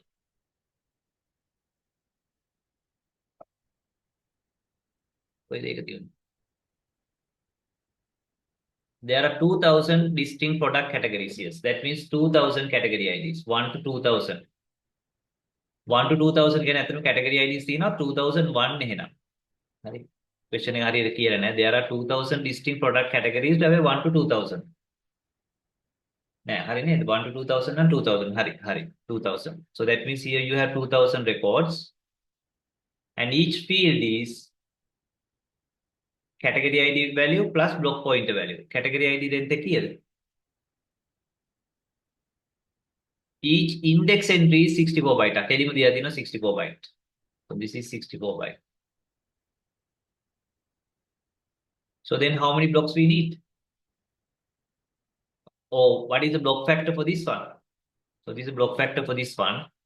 So this is a block factor for index file. Block size, which is same because same disk, 8,192 divided by one record is 64 bytes. I'll use the cal. 8,192 divided by 64. 128 records. හරියටම බෙදුණා. One block, 128 records. Then how many blocks we need? Number of blocks for the index file. Number of blocks. one block 128, but altogether we have 200 index entries. 2000, sorry, 2000 divided by 128 because 2000 records, one block 128. So 2000 divided by 128, 16.62. 16.62 block means you need to seal it. 17 blocks are needed. So therefore, how many blocks we have for the index file? 17, and it's sorted. So therefore, you can do a binary search. So therefore, log 217 is the number of blocks you need to access to do the binary search in this site index file. That is 17. You can take it as log 2 to the power 2, 4, 8, 16. 16 is not enough. 32, that is 2 to the power 5. So this is the next bigger value is 2 to the power 5 because 16 you can't take, but then 32. 32 is 2 to the power 5. So therefore, this answer is 5. 5 block uh, access. Right? 5 block access because 17 means you need to get the bigger value, the next bigger value. Not 16 you can't take. So that means 5 block access and then perform binary search on index file. Oh, index file එක binary search එක කරන්න විතරයි ගහලා තියෙන්නේ. Calculate the total number of block access required. ඔව් තව එකක් කරන්න ඕන. ඔකට තව එක access එකක් තියෙනවා data file එකට යන්න. උත් ඒක අහලා නැහැනේ. Perform a binary search on index file. So then my answer is 5. Right? My answer is 5. Is that the answer? මෙයා 16යි කියලා අරන් තියෙන්නේ. මොකද ඒ?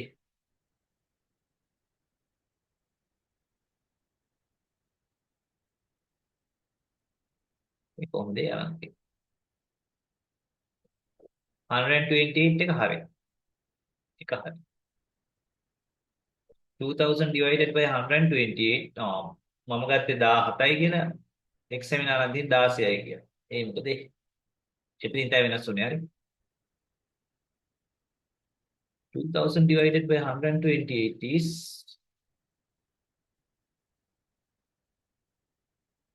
divided by 128. 15.75. 15.75. කොහෙන්ද මට මේ 16යි දාලා සුසුම් ගානක් ගානේ.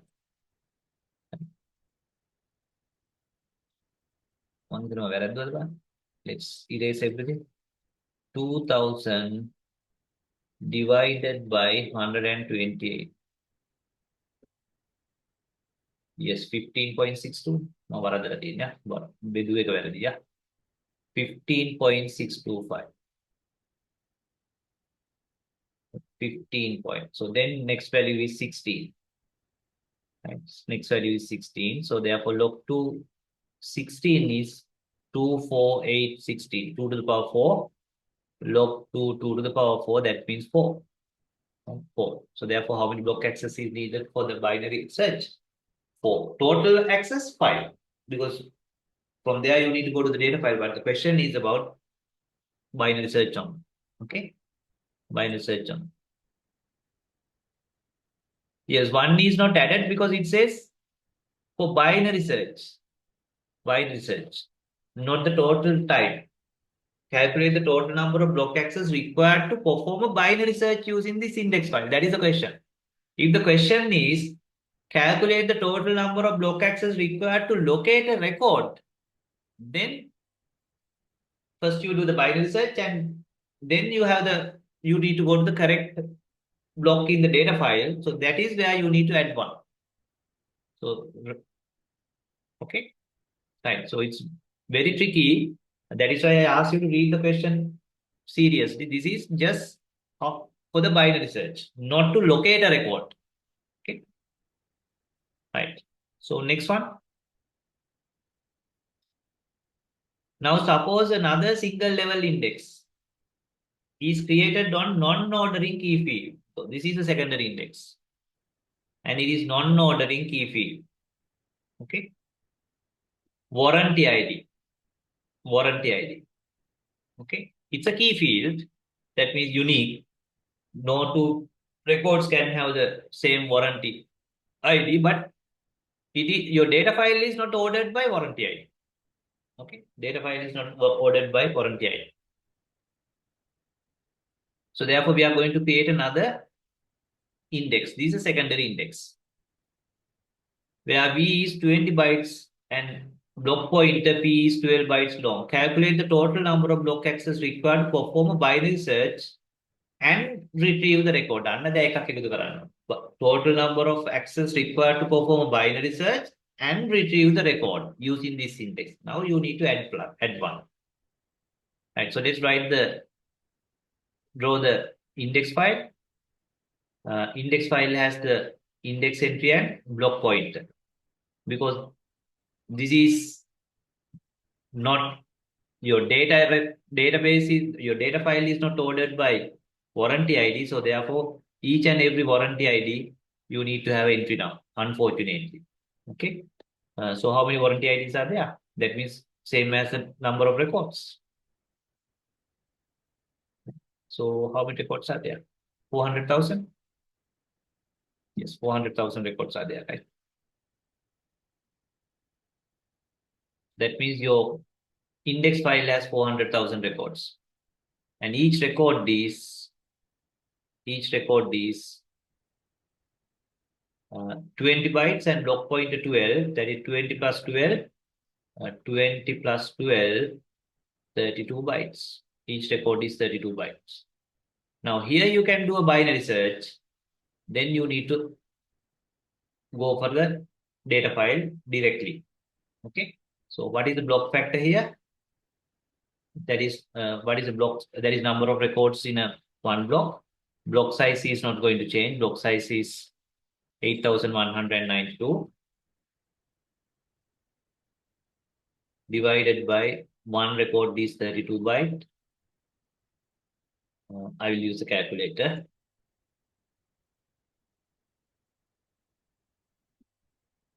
Eight thousand 192 divided by 32, 256.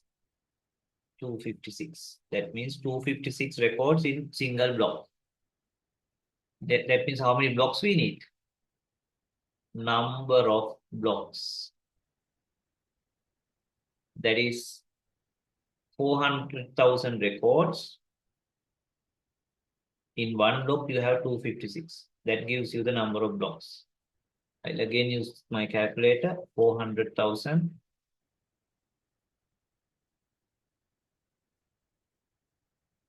divided by 256. 1,562.5. 1,562.5 number of blocks. Okay. So that means you need to seeding 1,563 blocks. 1,563 blocks are needed. Okay. So then here you can do a binary search. Here you can do binary search. So 1,563 is 2 to the power 2, 4, 8, 16, 32, 64, 128, 256. යට table එකක් දීලා තිබුණා නේද? නෑ table එක දීලා නෑනේ. කලින් අවුරුද්දේ දෙන table එක දීලා තිබුණා. දෙකේ පාදේ. Right. 256 anyway. You don't need a table. 512, 1,024. 1,024 is not good enough. 2,048. That is 2 to the power 10, 2 to the power 11. So therefore, this is 2 to the power 11 is the next bigger value. Right, 2 to the power 11. So therefore, you need 11 access for the binary search plus 1, 12. Yes, 11 plus 1, 12. So this is 256 is your block factor. Right, 256 is your block factor. Number of block required is 1,563. Right, 400,000 right? So then you need to find the nearest log value, the nearest bigger log value, that is 11, because it is 2 to the power 11 that make you 2048. So therefore, you need 11 access for binary search plus 1 for the getting the data from the data file. So therefore, it's 12 blocks. Right. Third part. Suppose the index file, index which is created on the non-ordering key field, දැන් මේක කරන්න බෑ අර්ග වැරද්දු පොයට. මොකද ඊළඟ ලේඩේ. දැන් මේ ලකුණු 6 ගන්න බෑ කලින්ක වැරද්දු කෙනෙක්ට. මොකද මේ උත්තරේ ඩිපෙන්ඩ්ස් වෙනවා අර උත්තරේ. මොකද ක්‍රමයට ලකුණු දෙන්නේ නැහනේ. උත්තරේ ලකුණු දෙන්නේ. Suppose the index which is created in the non-ordering key field warranty ID is converted into multi-level address index, because this is somewhat bigger number of access, right? And if you make it multi-level index, sometimes we can improve it. So usually we go for multi-level index for secondary indexes. Calculate the number of blocks per each level for the multi-level index on the warranty ID. දැන් මේක බෙදන්නේ කොහමද? මේක බෙදාගෙන යන්න නේ තියෙන්නේ step දෙකකට. So you have 12 block access, right? 12 block access. Right? So how many blocks we have? 1563. ඔක්කොම blocks තියෙනවා 1563. මේක වැඩි හන්දනේ මේ ප්‍රශ්නේ තියෙන්නේ. So then you divide 1563 by what? 256. So what is 256?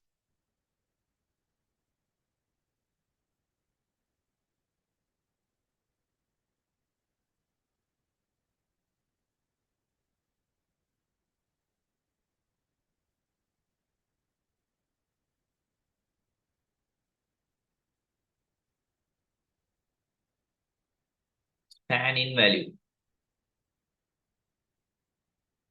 Span-in value, right? 1560 is the number of blocks. Sorry, fan-out value. Fan-out value කොහොමද අපි ගත්තේ 256 එක?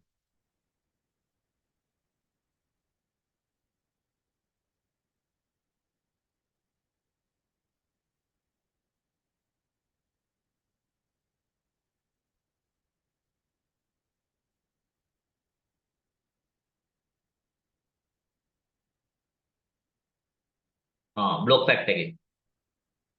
So there is a block factor for the index file, right? So number of blocks divided by fan out value, right? Fan out value, sorry, block factor.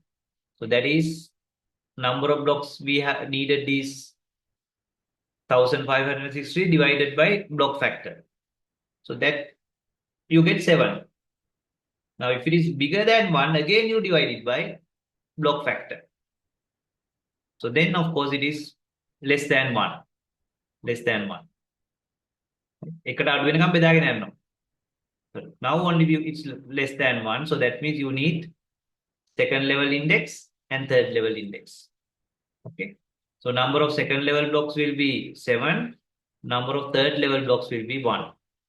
Right. එතකොට තමයි වැඩි නවත්තන්නේ. එතකොට අපිට access කරන්න වෙනවා මෙයාව access කරලා මෙයාව access කරනවා. ඊට පස්සේ අපි data file එක access. So that is better. Right. That is better. So you take the number of blocks for the index file, divide by block factor. If it is a bigger than 1, again, that number divided by the block factor until you get something like less than 1. So that determines how many levels you need to go. සමහරවිට මේකත් එකට වඩා වැඩි වුණා නම් ආයෙත් 256 බෙදනවා. ඒ කියන්නේ අපිට තව level එකකට යන්න වෙනවා. Right. Explain the term polymorphism. So that is polymorphism means different methods behaves differently. Right. Sorry, same method behave differently for different objects of the same hierarchy. Right. Say employee, say person and employee. The way particular operation behave for person is different for employee, can be different from the way it behaves for person, as long as employee is a subclass. So that means overriding. Right. Explain something like that. The object-oriented concept representing one operation in multiple forms is known as polymorphism. මෙතන ඇතන මේගොල්ලෝ කරලා තියෙන අර ඉන්හෙරිටන්ස් වල තියෙන polymorphism එකට වඩා ඒක තමයි ඇත්තටම නේ geometry object applied to different objects. Yes, so this is the shape, say calc area, මේ shape වල area එක. So then you have area of a circle, area of a square, but area of a circle is different from area of a square because though both are subtype of the same class, you can override it differently. මෙන්න මේ class diagram එක ඇඳලා මේක shape class එක, මේක square class එක, මේක circle class එක කියලා මෙතනත් area method එක තියෙනවා, මෙතනත් area method එක තියෙනවා, මෙතනත් area method එක තියෙනවා කියලා අන්න එහෙම explain කරනවා.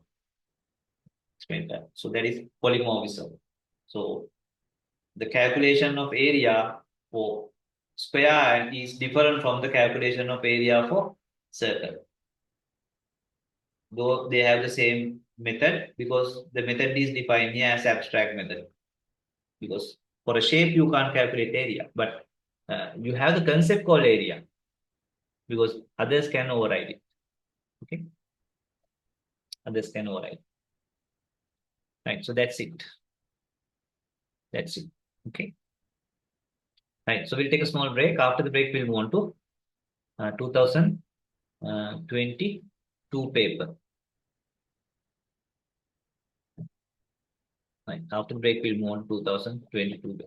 අනේ අවුරුද්දේ ලඝු ටේබල් එක දීලා තියෙනවා. එහෙනම් ටිකක් ලොකු ගාණක් හරි බොහෝ විතර. So we'll be starting at 10:30.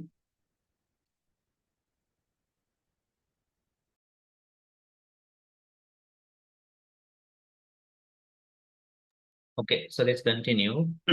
So let's move on to 2022 paper.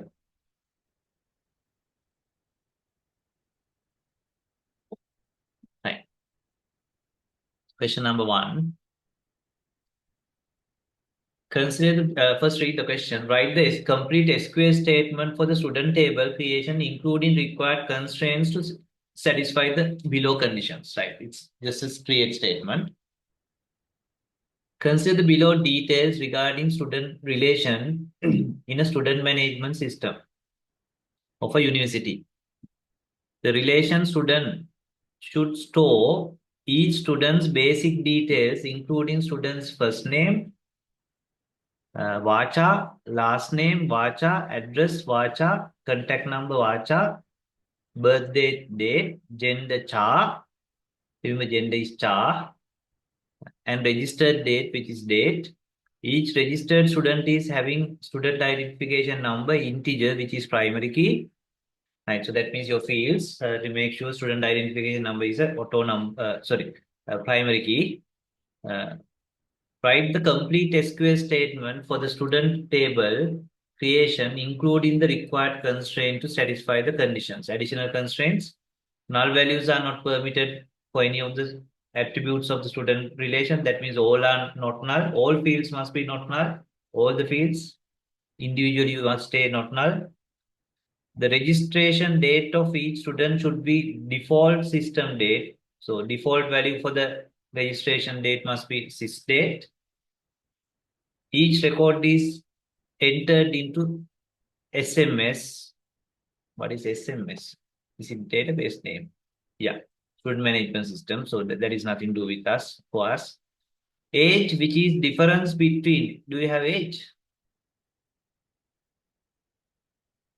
No, there's no field called age, which is difference from between the default system date and the birth date is restricted to integer number greater than 18. So that means you calculate the age and make sure it is greater than 18. Right. So that means whenever you insert a date of birth or birth date, you need to do this. So it's a check condition for the birth date. So that means you need to calculate the date difference between, they have given you the function because it's not a standard thing. You can assume that there's a function called date diff. Okay. For that, date 1, date 2, what is interval? Returns the difference between two dates. Use the value year for the parameters interval. Here you must say year.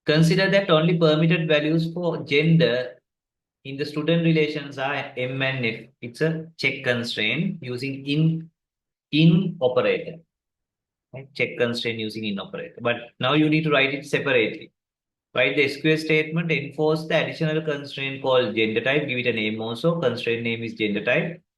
On the student that would be applied to check whether the gender of the all students belong to any of the above values. So that must be a alter statement, alter statements and add that constraint called gender type, where you do the check of gender fields, check whether it is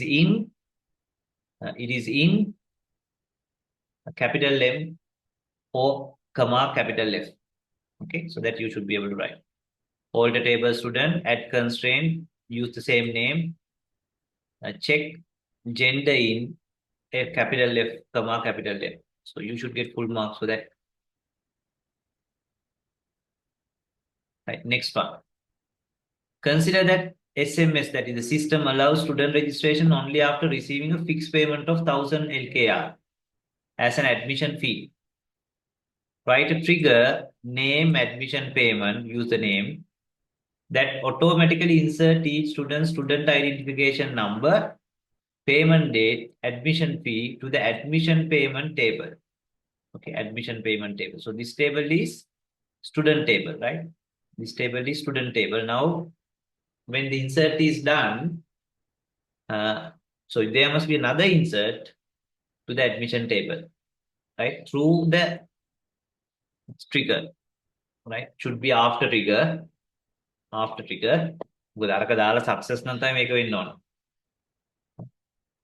after trigger. That will insert record to the admission payment with attributes. Payment ID, you can assume that it is auto increment, so therefore you don't need to give a value for that. The student ID must be your value student ID, right? Your trigger has access to the student ID because this trigger is written to the student table. Payment date, I hope that should be the system date again. And fee, assume that the payment date is same as student's registered date. Yes, so that you can take it as a registered date because this is after trigger. Then what is the fee? Yeah, I think fee must be 1000 then, hard coded to 1000. Or you get the fee. No, fee is not in this table, right? Yeah, fee is not in this table. So then you hard code fee as 1000. So it's a after trigger, after insert trigger, where you insert this record to the table. You don't need a value for the primary key because it's auto number, but make sure payment date is system date. Fee is hard coded to 1000, right? Simple. So this Oracle approach, create trigger name after insert, right? That is very important. After insert on student for each row begin end, these are insert state. Right? So you can see uh, no payment ID because payment ID is auto number. Right? Payment ID එක දාලා තිබුණා ලකුණු දෙන එකක් නැහැ. හරි payment ID එකක් නැහැ. මොකද auto number. Student ID is your new dot student ID. Insert එක old එකක් නැහැ. Insert එක තියෙන්නේ new විතරයි. Right? Delete එක තියෙන්නේ old විතරයි. Sorry, delete එක තියෙන්නේ new old. Yeah, delete එක තියෙන්නේ old විතරයි. new එකක් නැහැ. මොකද මැකිලන්නේ බෑ. Update එක තමයි new old එකම තියෙන්නේ. And මෙතන පාඩ පේන ඇති student ID is the student ID new dot student ID. Payment is sorry, fee is hard coded to 1000. Payment date is new dot registered date. එක new අර record එකේ තියෙන registration date එකම ගන්න කියලා තියෙනවා. එතකොට ඕක ඔය වෙලාවෙදි තියෙනවා. ඒකට කාට එකද registration date එක තියෙනවද? ඔව් තියෙනවා මේක. This is after insert. It's after insert. So therefore those values are there. So after that insert is done, only this trigger is executed. So those values are there. මේ නිකන් SQL එකෙන් Microsoft SQL එකක් දීලා තියෙනවා, but we were more interested in Oracle notation. දෙකම කරන්න ගියොත් ඔයාලට පටලව ගන්න වෙනවා. මොකක් හරි එක notation එකකින් ලියන්න. අපි කතා කරේ Oracle notation එකෙන්.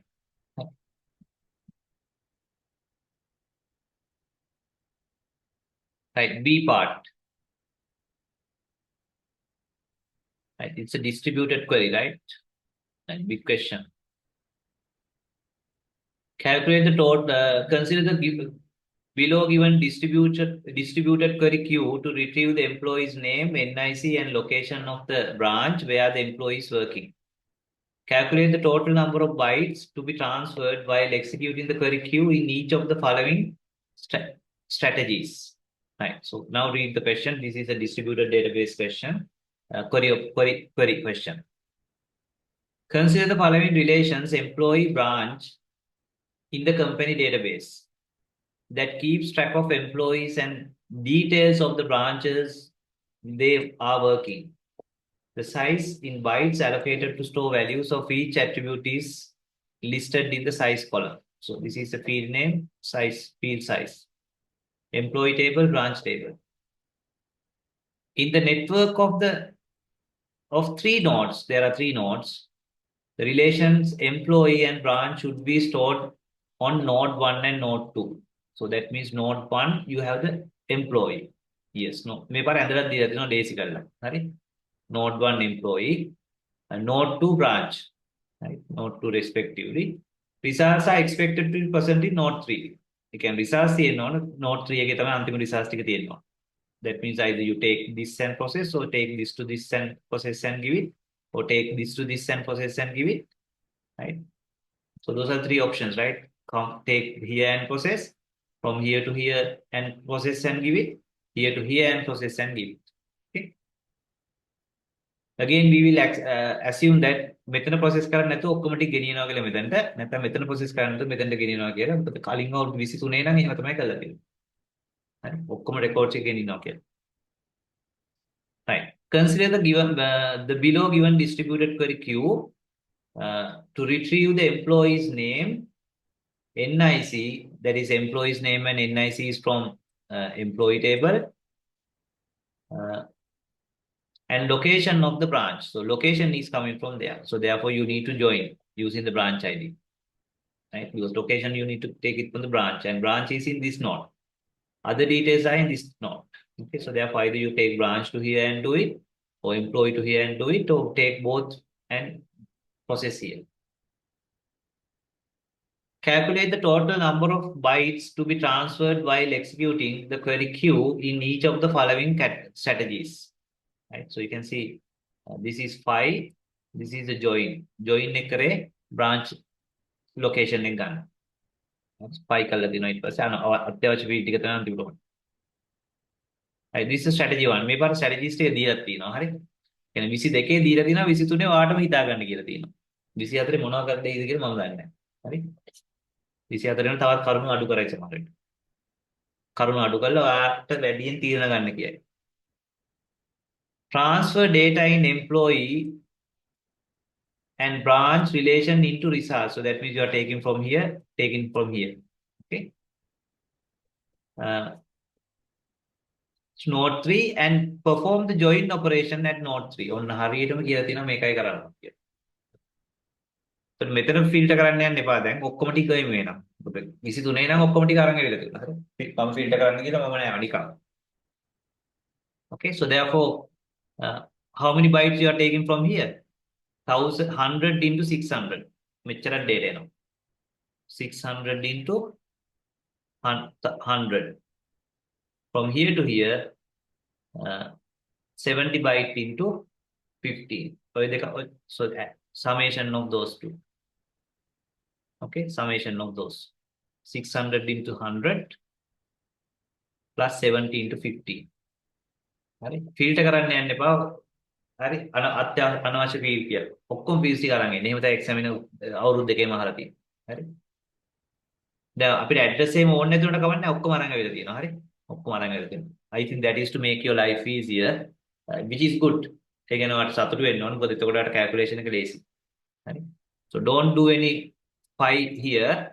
Just take the raw all the records, all the data. Don't filter out the fields. Okay. That is why this calculation is easier.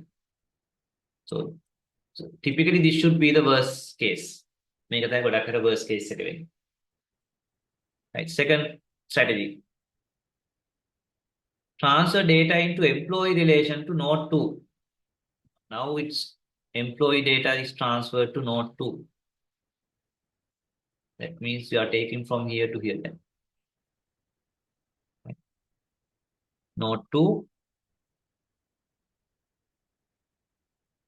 Perform the join operation at node 2. Next, send the result to the result site at node 3. Then your result node 3. මෙතන sigma කරලා 5 කරන්න ඕන දැන්. So therefore first transfer is 100 into 600 into 100. ඒක යනවා කොහොමද? 100 bytes into 600. Right. Now what is the query?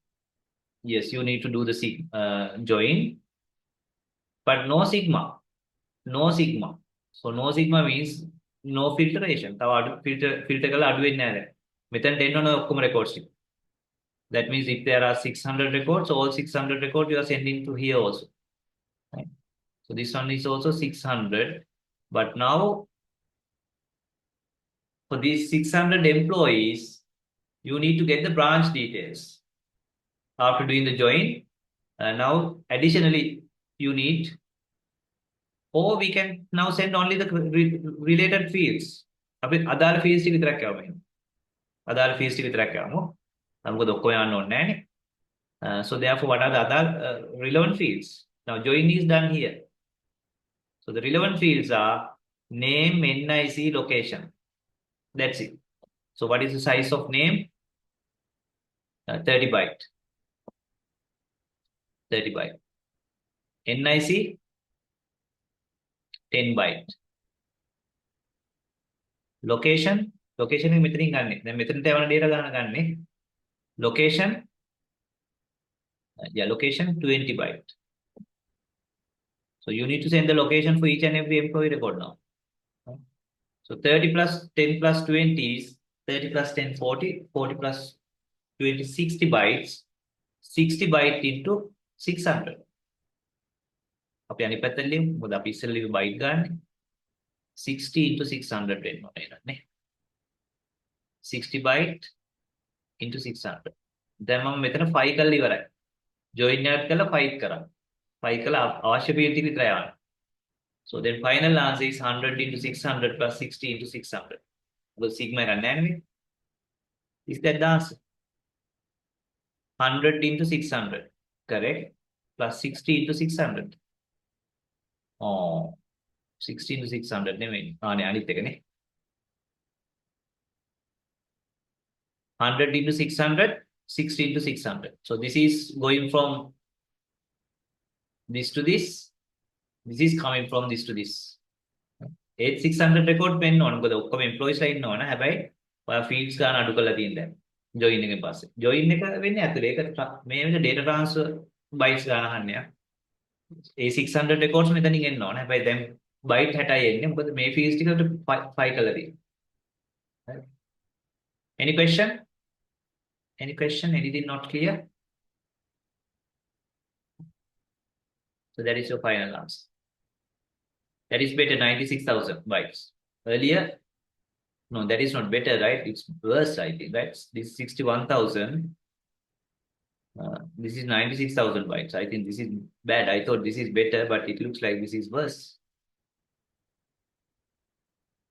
Yeah, it is worse because you are going from here to here and there to there. නේද? ඒක worse වෙන හේතුව තමයි මෙතනින් මෙතනට ගෙනියන්න ඕන. ආයි මෙහෙට ගේනවා. කලින් මේවා එක තැනකට විතරයි නෑ. මෙයා රට වටේ කරකිනවා. Yeah, I think that is worse. That is worse. ඒක සමහරවිට මෙහෙම යන එක පාඩුයි. round trip යන එක පාඩුයි මෙහෙම එකට ගෙන්නනවට වඩා. Right. Third one. So third strategy. Transfer data from in the branch relation to node 1 and perform the join operation at node 1. This should be the best, I think. Send the result to the result site node 3.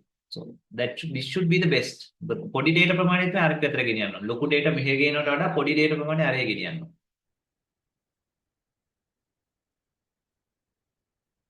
Now of course you need to send all the branches because you never know which branch is referring here. Okay, so you need to send the entire record, that is 70 byte into 15. So here you do the join and filter out the relevant fields and send it. Right? So relevant fields and send it. So 70 into 50 must be there first. Okay, සාමාන්‍යයෙන් මෙතන 5 කරන්නේ නැහැ. 5 හරිනම් මොතන 5 කරන්න පුළුවන්.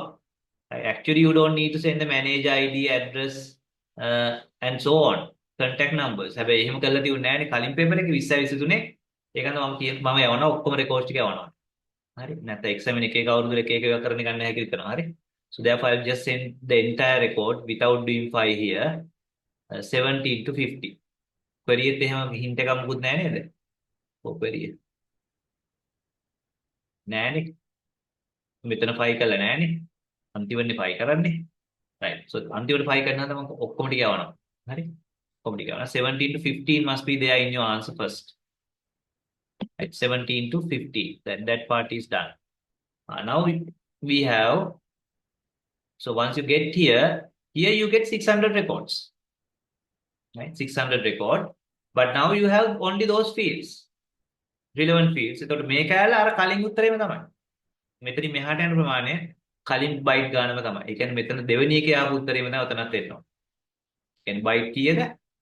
30 plus 10 plus 20, that is 60 byte into 600. 60 byte into 600. 60 byte into 600. ඒක වෙනස් වෙන්නේ නැහැ. කලින් එකේ තියෙන 60 byte into 600 තමයි. That is your final results. But this time it is very far lesser number of bytes, 37,050 bytes. මේකත් එක බලමු. That is the best. So usually the best is that. Best strategy එක තමයි පොඩි data ප්‍රමාණය එවන්න අනිත් site එකට ඒකේ query කරලා filter කරලා අවශ්‍ය ටික විතරක් එවන්න. That is the best strategy. Okay. Right. Any question? Right. Which of the above 3 strategies can be considered the optimal solution for the distributed query queue? Briefly explain the reason for your answers. So the best strategy is third one because it has the least number of byte transfer. Minimize amount of data. ඒකට තේරෙන්න ඕනේ එන්න මේක එකම වැඩේ මේ යන්නේ කියලා. හරි. ඒක තමයි. මේක නොදන්න මනුස්සයට මේක මහා කරුණාකාර පේපර් එකක්. හරි. එක පේපර් එකක් විතරක් බලපු කෙනාට. හැබැයි පේපර් එකක් කරලා පේපර් දෙක කරලා තුන කරාට පස්සේ එයා දන්නවා මේ එකම කතන්දරය අහන්න. මොකද මේක වෙනව අහන්න බෑනේ මේක. හරි. distributed query processing එකේ ඕක තමයි ඉතින් අහන්න පුළුවන් එකම question එක. හරි. කතන්දරය වෙනස් කරලා. fragmentation වල අහන්න පුළුවන් එකම question එක. ඉතින් ඒක හන්දේ question එක අමාරුවට දීලා තියෙනවා. හැබැයි question එක තමයි හැමදාම අහන්න පුළුවන්. නේද examiner. Right, C part. Consider the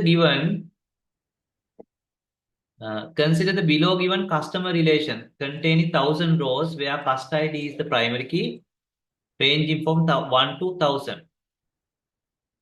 Customer ID, first name, last name, branch, balance. Create 3 fragments of approximately equal size. Then fragments තුනක් හදන්නලු by horizontal fragmentation. Now there is no condition. ඉස්සර අපි horizontal කැඩුවේ කොහමද? By department name,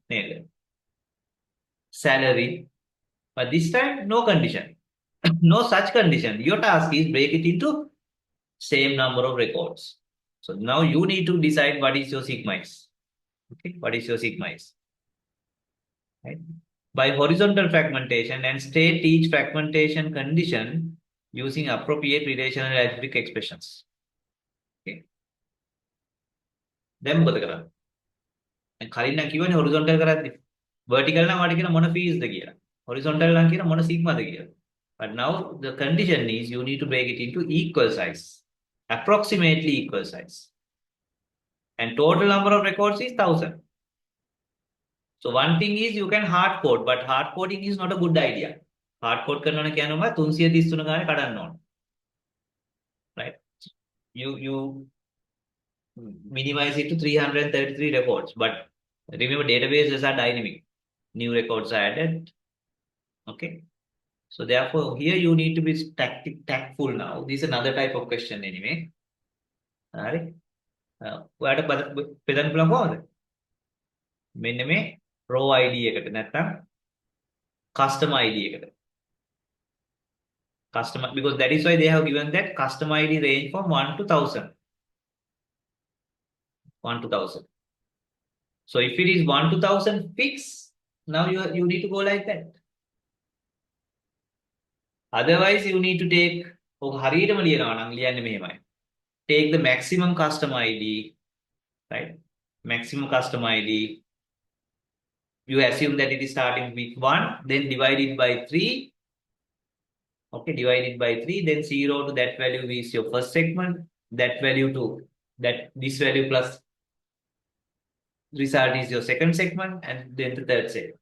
Dynamically ලියනවා නම් අන්න එහෙම ලියන්නේ. එතකොට record 1000ක් තියුණොත් 5000ක් තියුණොත් හරියට තුනට බෙදෙන්න ඕන. Right? So that is the last ID divided by 3. Then 0 to that one is the first segment, that value to that value plus, or the 2 times that value is the second segment, and 2 times that value to the last ID is the third segment. ඒකට හරියටම ලියනවා නම් ලියන්න ඕන. But the examiner has not done like that. Examiner has assumed that the number of rows are fixed 1000. එයා නිකන් මේක තුනෙන් බෙදලා අරන් තිනවා. ඉතින් ඒකත් කමන්නේ නැහැ. ලකුණු දීලා තියෙනවා. ලකුණු දීලා තියෙනොත් එච්චර දඟලන්න යන්න එපා. ඩයිනමික් කියලා හිතාගෙන hard code කරලා ලියන්න. Okay. So simple as that. Okay. Examiner ඇත්තටම hard code කරලා ලියලා තියෙනවා. 1000 තියෙනවා කියලා හිතාගෙන. Less than 333, less than or equal to 333, greater than 333 and less than or equal to 666, greater than 666 and less than or equal to 1000. But this is not the very good approach, but the examiner has simplified the answer. But if it says, if the examiner has not mentioned about the number of rows, then you need to first get a count එක අරගෙන count එකට එනවනේ record select all count එක ගව අන්න ඒක හරියට බෙදන්න ඕන තුනකට. හරි තුනකට බෙදන්න ඕන count එක අරගෙන. But examiner has make it simple by hard coding the values. Okay. But anyway, this divide it into 3 equal parts. Roughly equal parts, assuming that all these records are there.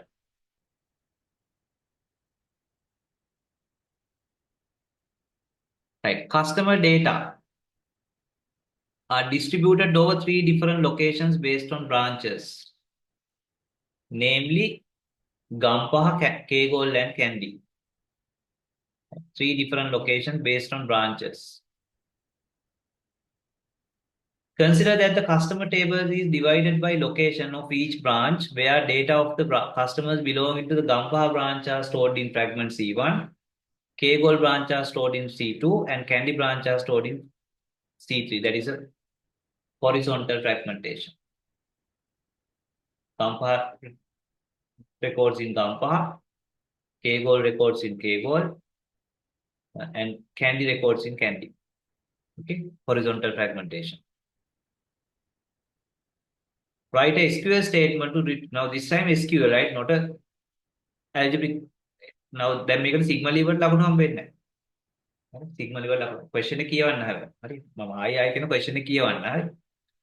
Write the SQL statement to retrieve list of all customers with a balance greater than 100,000 under location transparency. Now you need to assume that these are in 3 fragments, right? 3 fragments, but now you have additional condition, that is, if balance is greater than 100,000 only, you need to get it. Location transparency means your SQL statement must not refer to location. Transparency means you don't see it. Remember, in IT, transparency means you don't see it, you don't care it.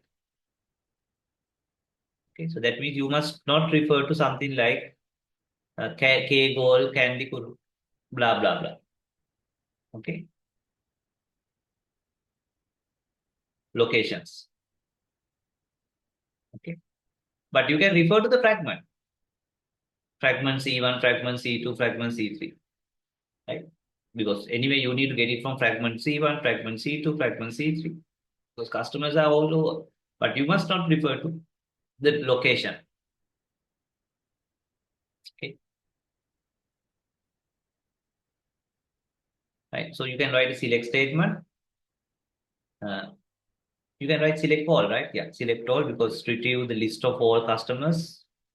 Select all for select all from what is the table name? Employee.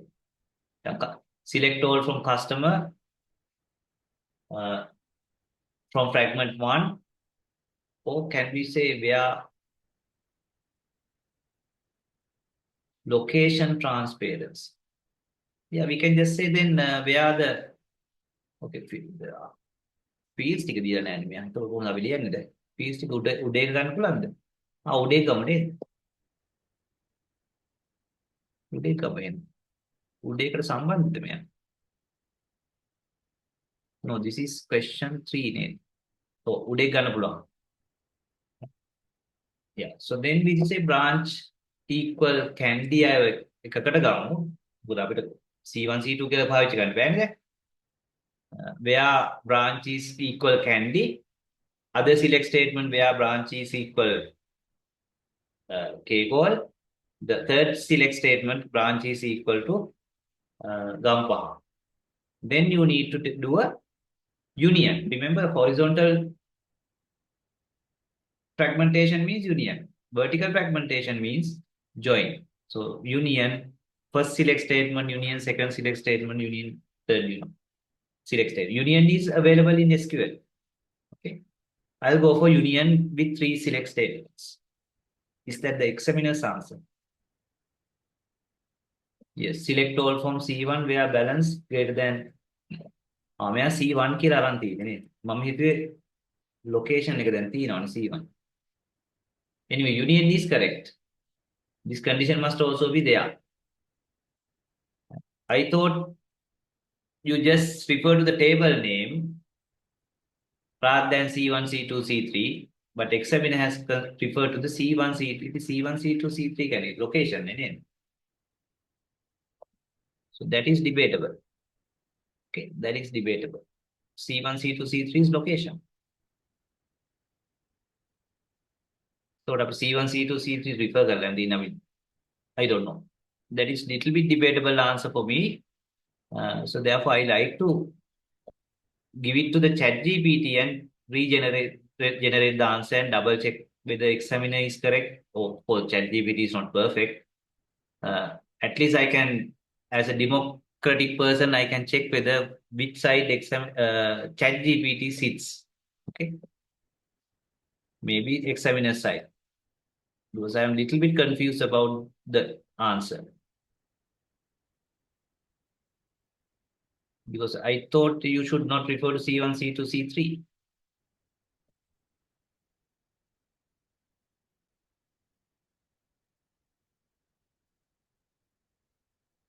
ChatGPT. Now you must heavily use ChatGPT for your studies. So that means our task is getting lesser. That is good. Then we can concentrate on bigger, higher level things, right?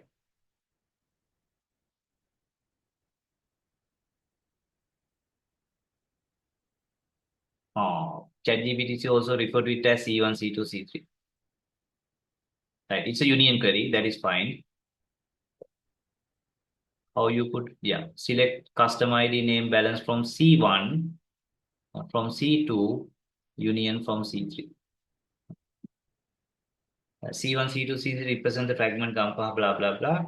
Condition where this ensure the location transparency by abstracting the fragment details from the query logic. Let me know if you need further clarification. අපි යගෙන ආයෙ අහමුද location transparency location එක දැන් කිව්වනේ අපි දැන් මේ C1 C2 sites තියෙනවා නේද? This is location transparency. Okay. What is location transparency in distributed දැන් මම මෙහෙම කියන්න ඕනේ නෑ. එයා දන්නවා මම ඉඳන් distributed database mood එකේ කියලා. හරි ඒකයි AI වල තියෙන ආසයෙන් වල මම කියන්නම්. Database with an example. SQL query.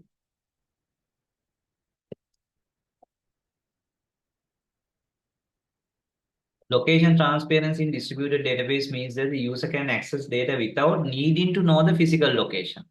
Right? So the physical location එක දන්න හන්ද නෙමෙයිද දැන් මේ C1 C2 කියලා ලිව්වේ එතකොට. Without needing the know the physical location of the data, it abstracts the underlying storage details, allowing users to query the database as if it were a single uniform system, even if the data is fragmented or replicated across multiple locations. Okay. බලන්න එයා අපේ උදාහරණෙම අරගන්නේ. බලන්න කොච්චර දැන් දියුණුවද කියලා එයයි. එයා පුළුවන් තරම් ඒ කන්ටෙක්ස්ට් එක ඇතුලේ උත්තර දෙනවා. මම ඇත්තට බලාපොරොත්තු වෙන්නේ මේ කන්ටෙක්ස්ට් එක නැති උදාහරණයක්. But because now ChatGPT knows that I am confused about this scenario. That is why ChatGPT use the same example. But actually මට මේ වෙලාව වුණ වෙන example එකක් හරි. The user wants to retrieve list of all customers with balance greater than blah blah blah. So but ඒකෙම තමයි I explain කරන්නේ. හරි ඒකෙම තමයි explain කරන්නේ. So I'll ask give me a completely different example. මොකද මෙයා මේකෙම ගහන කරකවනවා නැත්තම්. එතකොට එයාත් එක බේර ගන්නවා. Scenario. Company manages product inventory distributed blah blah blah. බලන්න මේ කොළඹ කැන්ඩි ගෝල් වලින්ම දෙන්නේ. හරි ඒක අර උත්තරෙම කරකවනවා එපා. මේකත් එක හරියන එක. මේක හරි කපටියක්. හරි. complete different එකක් දෙන්න එකම ආයෙ නිකන් location එක මාරු කර කර දෙන්න. හරි. Shall we ask from Gemini?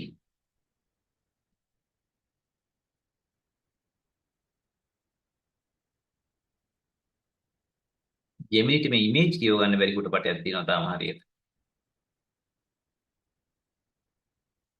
Gemini තාම එච්චර advanced නැහැ. කියව ගන්න ඉතින් කියව ගත්තනේ.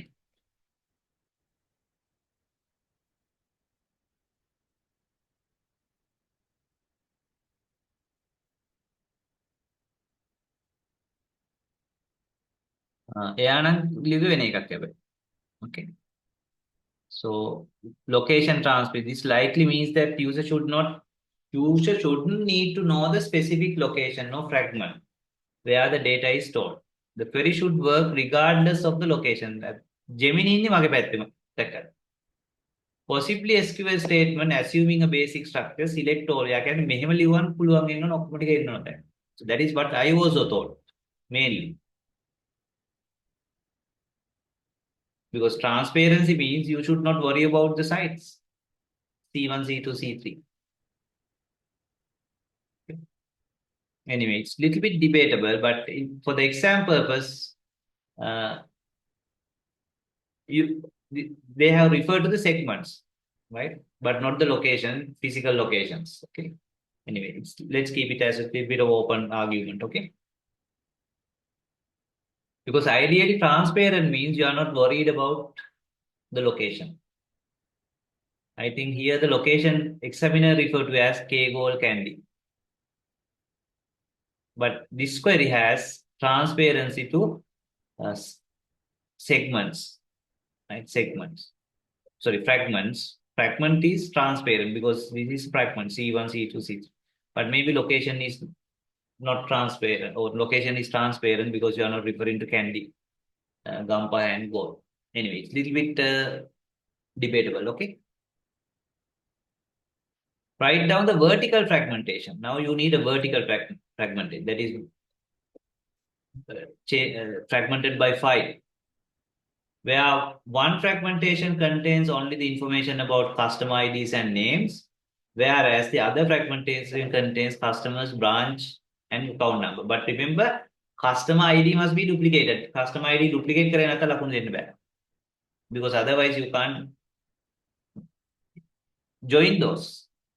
So both you need to have customer ID. First one, customer ID and name. Second one, customer ID, branch and account balance. Branch and account balance, yes. Second one, customer ID, branch and balance. First one, customer ID and first name and last name. Simple, right? It's very simple. එතන කියලා තියෙන හැබැයි මොකද SQL එකක්ද ලියන්න කියලා තියෙන්නේ. Vertical fragmentation. හැබැයි කියලා නැහැ මොකද්ද ලියන්න ඕන. Just it says vertical fragmentation. Examiner has not mentioned whether it's relational algebraic expression or SQL. Right? ඒකත් අසාධාරණයි. අන්න කියන්න ඕන examiner. Is it a relational algebraic expression or SQL? So මෙතන SQL කියලා කිව්වේ නැති හන්ද by default අරන් දෙන්නේ මොකද්ද? Relational algebraic. So in the exams, if the examiner doesn't say that mention about SQL, you can always write, that is what I can get it from this answer, you can always write relational algebraic expression. So because examiner has use relational algebraic expression possibly because the word SQL is not here. Okay. So then of course it's a file from the customer. Make sure customer ID is there. Okay, customer ID is there. Okay. Indicate how the original customer relation could be reconstructed based on horizontal fragmentation used in C1 and vertical fragmentation in C2. දැන් ඔයා rejoin එකක් ගන්නවා. හැබැයි ලියන්න ඕනේ SQL නෙමෙයි. SQL කියන්නේ කියලා දැනනේ. එනවා නිකන් කරලා නේද? SQL ද බලාපොරොත්තු වෙන්නේ. දැන් කොහොමද බලන්නේ අපි SQL ද බලාපොරොත්තු වෙන්නේ කියලා. No, I don't think SQL is required. Okay. So then, which one you want to do first? Is it you want to do the vertical fragmentation first or the horizontal first?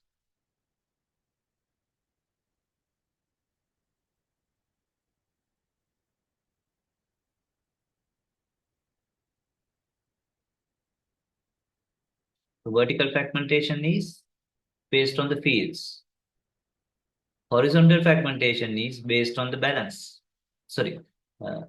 Horizontal fragmentation is based on the fields.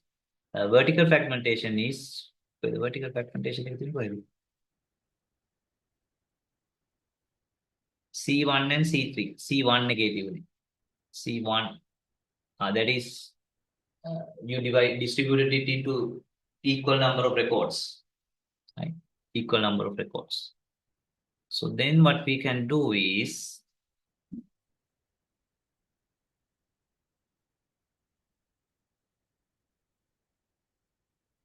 so that means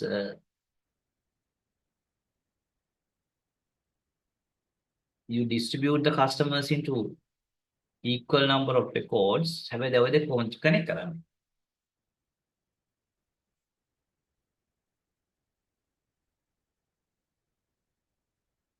So that means there's nothing called sites, okay? එහෙම වෙනම තියාගන්න මොකද අපිට කරන්න කියලා තියන්නේ C1 උයි C1 and C3. C1 එකෙන් ඒක කරා C3 එකෙන් මේක කරා. Which one you want to do first? Is it first vertical or first horizontal?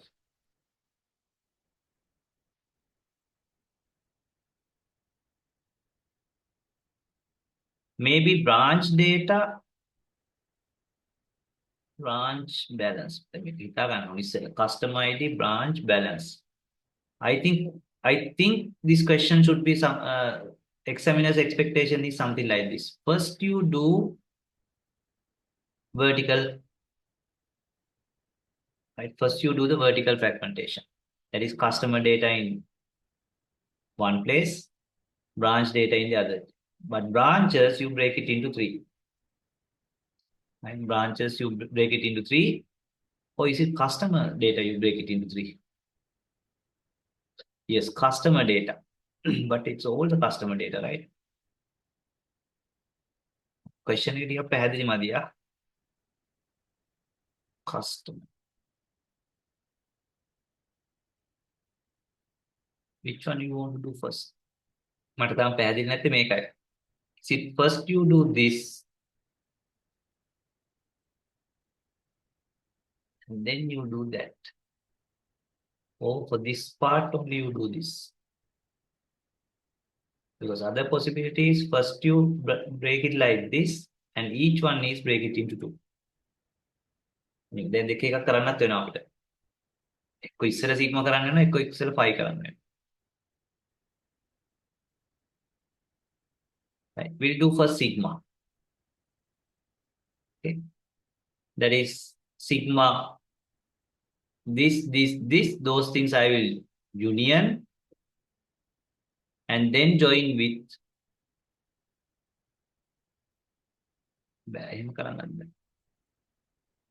I will do the first 5. First, I will do the 5 part. Okay. Third one. Many may they come with.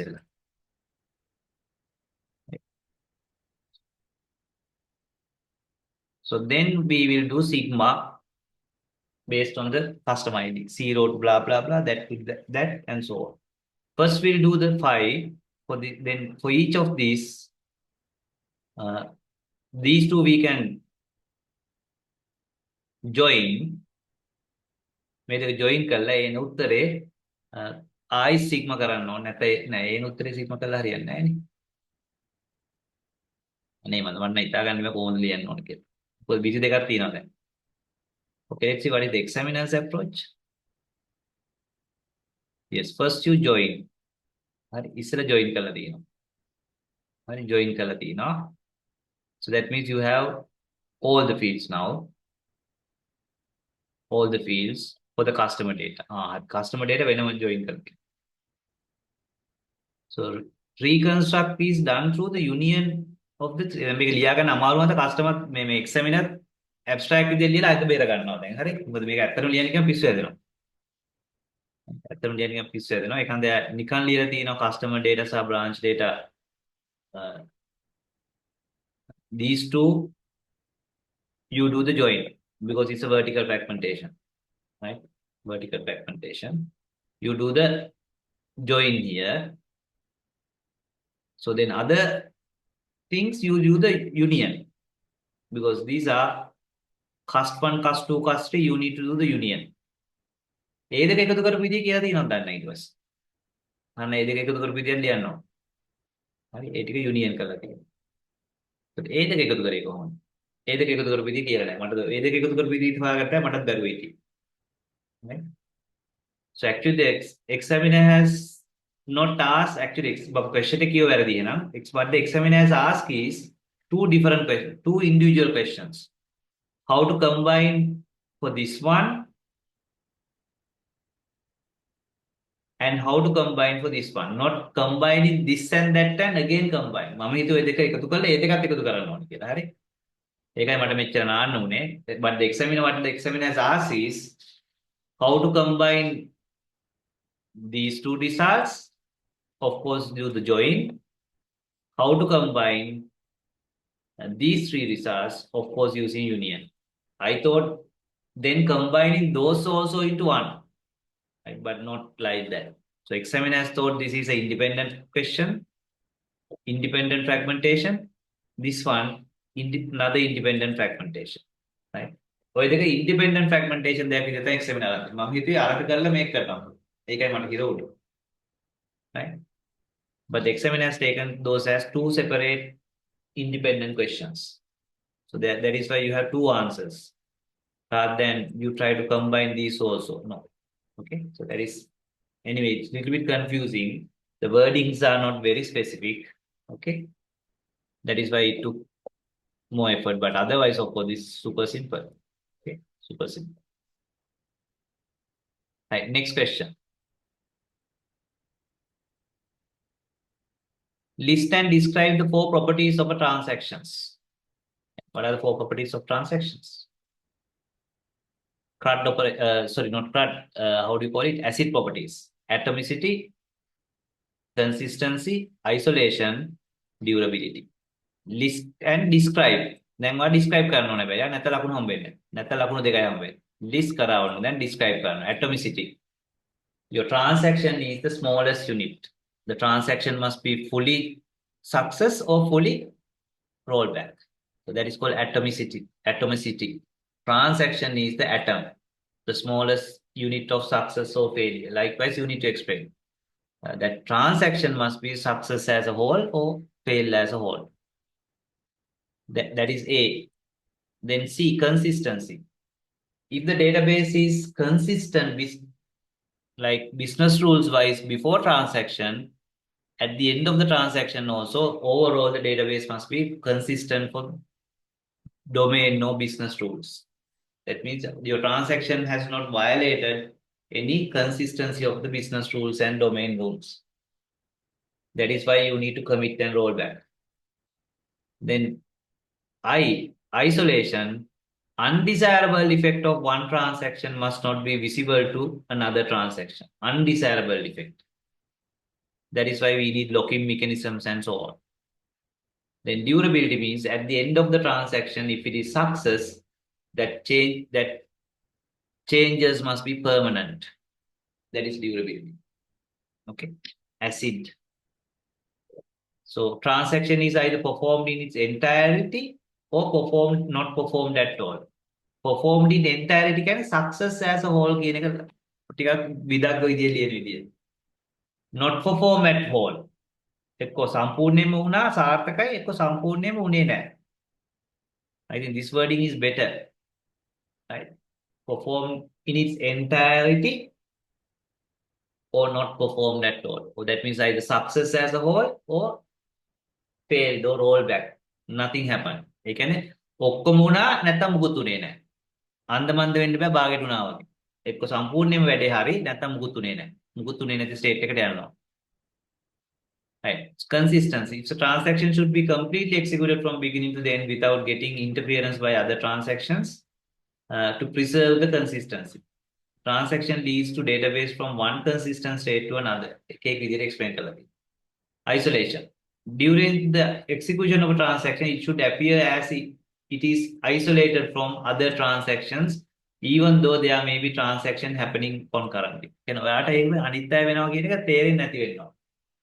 තේරෙන්නේ නැහැ කියන undesirable effect ඔයාට පේන්නේ නැති වෙනවා. ඔයාට ඔයාව hide කරනවා ඒ වගේ. ඒක දැන් lock-in තියෙනවා. Durability, that is the easiest. Once the change of the transactions are completed, those changes must remain in the database and should not be lost. That is durable. So this is a standard question එකක්. හරි මේ question එක නිතර past papers වල repeat කරනවා. Right. So then of course you need to draw the බොහෝ විට උතන ඇති precedence graph එකක් අඳින්න කියලා ඇත්තේ. Yeah, draw the precedence graph. මේක ලස්සමට අඳින්න නැති කියලා හිතනවා නමුත් වෙලා යන්නේ නැති අඳ මම අඳින්නම් ඕන. දැන් හරියට අඳින්න ඕන precedence graph එකේ data එකේ නම ලියන්න ඕන.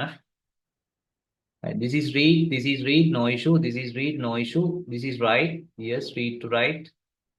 And he also read to write. This is Y, first time, Y. This is write and read. This is write and write is also there, but anyway, it's already there.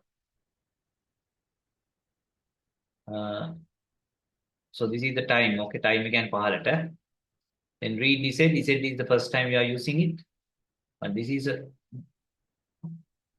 dependency. And this is read is okay, but write read is there. Write read is there. Write written one you read. This is fine. Read is okay. Now we can draw the precedence graph. T1 to T2.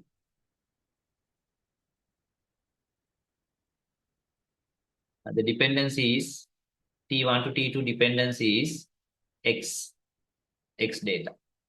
Then T2 to that is T1 to T3. Then T2 to T3 dependency is again X. Then T4 to T3. So this is my T4. T4 to T3 dependency is Y. දෙක එකක් යන්න මැති. Then T2 to T4. T2 to T4 dependencies is Z. Then T4 to T1. T4 to T1. T4 to T1 dependencies is Z. That is my precedence graph. A cycle see now. මෙහෙම ගිහිල්ලා මෙහෙම ඇවිල්ලා ඉවරයි. මෙහෙම ගිහිල්ලා මෙහෙම ගිහිල්ලා මෙහෙම ගියා මෙතනට ආවා ඒත් සයිකල් එකක් නැහැ. මෙතනට ආවේ නැහැ. No cycles. No cycles. This is serializable. This is serializable. Schedule is serializable or not? With the example, this is serializable because no cycles. There's no cycle, therefore about schedule is serializable. Okay. හරිනේද අපි අද පිළිගන්නේ. T2 to T3, T2 to T4. T2 to T3, T2 to T4, right? Then T4 to T1, T4 to T3, T4 to T1 and T3. T4 to T1, T4 to T3, correct? Then T1 to T3. Yes, T1 to T3, correct. Data එකක් දාලා. දැන් ඉතින් යන්නේ ලකුණු ඔක්කොම අරන් එන්න මිසක් දීලා ඉන්න නෑ නෙමෙයි ආ. එක්සැමිනේට එකක්වත් නිකන් දීලා ඉන්න එපා. හරි බෙල්ල මිරි කරලා අරන් ඉන්න ඕන. හරි. එක්සැමිනර්ව චැලෙන්ජ් කරනවා. එක්සැමිනර් හතුරා. හරි. එක්සැමිනර් හතුරෙක් නෙමෙයි. ආව චැලෙන්ජ් කරනවා වගේ හොඳම දේ ගන්න. නම විභාගයට යන්න ඕනේ එක්සැමිනර් හතුරා කියලා හිතාගෙන. හරි. එක ලකුණක්වත් දීලා ඉන්න එපා. ඔක්කොම ලකුණු ටික පැහැරගෙන ඉන්න ඕන. Right. So this is serializable. Okay. This is serializable. Right. So this is it index question? Yes, index question. Right. C part. Consider the following schema for storing user records. Some useful log values can be found on the last page of the paper. Log they can දෙකේ බලලා ටික. දෙකේ 1 2 3 හරි. අපි දැක්කනේ ඒක තියෙනවා නේද? log values ටික. ඒක ඇත්තට මේක ඕනේ නැහැ අපිට හරි. අපි අර 25 වගේ ඒවා තියෙනවා අපිට ලේසියෙන්. හරි. 25 කියන්නේ 4යි. 2 2 4යි 4 2 8යි 8 2 16යි. මට 100ට ගණන් තියෙන්නේ 6 2 6. හරි. ඇත්තට මේක අපිට අත්‍යවශ්‍ය නැහැ.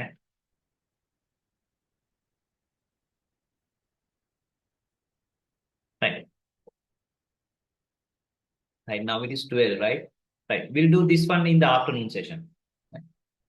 Or shall we finish this? Okay. We'll finish this. Okay. We'll finish this. Right. Consider the following schema for storing blah blah blah. A disk with block size 1024 bytes containing the file contains a file. Sorry, a disk of 1024 bytes containing. So the block size 1024 bytes containing containing a file contains a file containing 100,000 user records. Calculate the number of blocks needed to store the above file on the disk. Clearly indicate your equations and steps. Right. So this is typical question, right? Typical question. So this is my disk.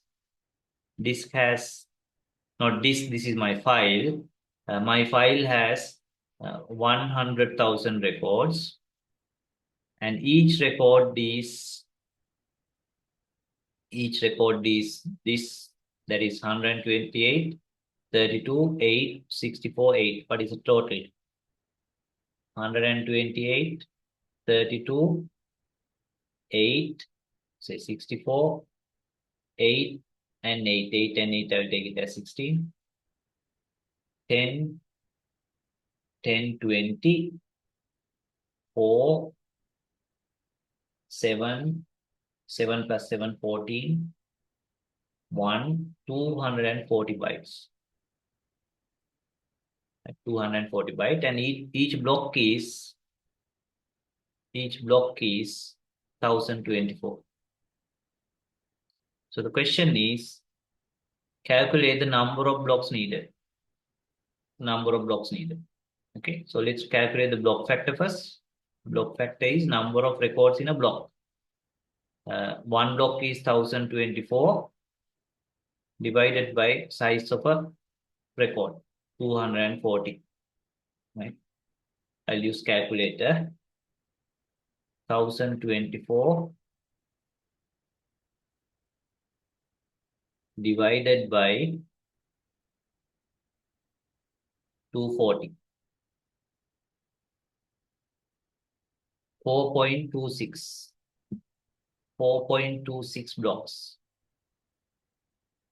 you need to, so not 4.26 blocks, number of records is 4. Number of records per block is 4.26. That means you can have only four records because you need to floor it. So that is 4. Okay, 4. So now that means it's very small number of records, right? In one block, you can have only 4 records. That means huge records because only 1024. Because this is already 128, right? Oh, now I can calculate the number of blocks needed. And that is one block you can keep only 4 records, but I have 100,000 records. 100,000 divided by 4. Now this time you need to seed it. That is 20,000, right? 25,000. 25,000 blocks are required. Huge number of blocks. Yes, 25,000. After seal කරන්න දෙයක් උනේ නැහැ හරියටම බෙදුණා. Huge number of blocks are needed. 25,000. Right. Any questions? Of course, you should not have question on that, right? Right. Next one. Suppose that the file is ordered on the primary key, UID. That means primary key index. Right. Primary key index. Your physical file is ordered in primary key. Still, they have not talked about the index. Right. They have not talked about the index, but your data file is sorted by primary key. Calculate the number of block access required to retrieve one record when performing a binary search on the above file. That means without, now examiner has not mentioned whether we go for primary key field, primary key index. So therefore, I will not assume any index. I will assume this is no index. I don't know, I can assume about the primary key index. Now I am confused also. But examiner has not mentioned about the primary key index. Okay, examiner has not mentioned anything about the index yet. So therefore, anyway, I will assume no index. Okay. So then I can do primary key. I can do binary search, but on this 25,000 blocks. So because I have 25,000 blocks, 25,000 is huge. Now I need to use my log table given. Which log value is 25,000? 25,000. So 25,000 is here. That is 2 to the power 14 point something. That is 25,000 is 2 to the power. So log 2 to the power 14.60. So when you have 14.60, we must go for 15, right? 2 to the power 15. Right. So therefore, I'll say it's 14.6 means I always go up, right? Because it must be covered. Even if it is 14.01, I'll go for 15. Okay. So therefore, I'll take this as 15. So therefore, I'll go. I will say 15 block access are required. 15 block access. It's 15. Right. You see it. Is it clear? Because when you have 25,000 blocks, you need to find which number is 2 to the power, which number is bigger than this. Next bigger than this. That is 2 to the power 15. Because 2 to the power 15 is bigger than 25,000 from that table. අපි on 2 to the power 15 හරියටම හොයලා බලමු.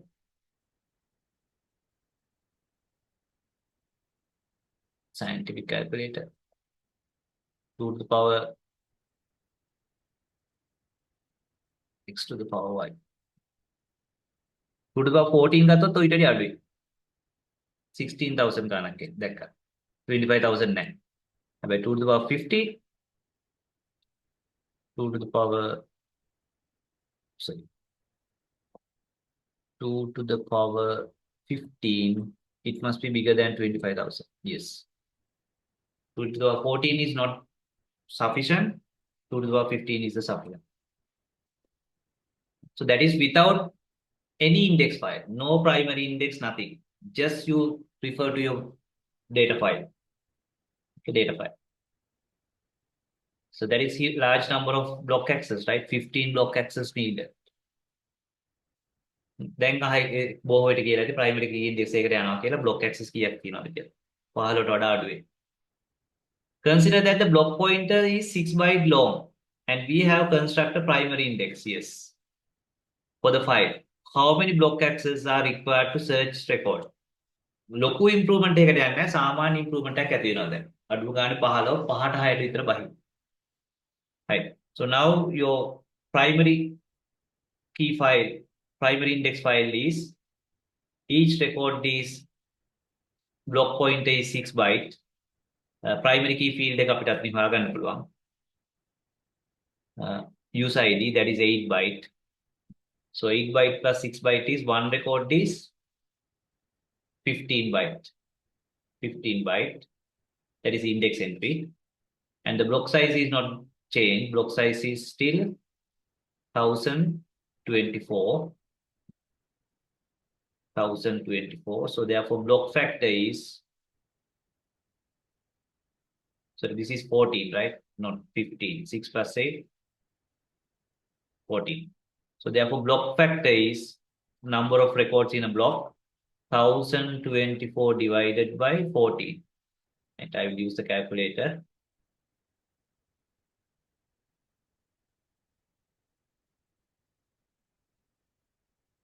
Thousand 24 divided by 14. 73.14. 73.14. Remember, block factor means number of records in a block. You can't keep 0.1 records, so therefore you can keep only 73. 73 records. Make a flow the key. Flow the series the always available කල්පනා කරන්න. කටපාඩම් කරලා යන්නේ නැහැ. Number of records තියන්න බෑ දශම එකක්. එහෙනම් 73. So that is a block factor. So now you need to find out how many blocks are needed. Number of blocks. That is total records. In one block you can keep 73 records. But how many records are there?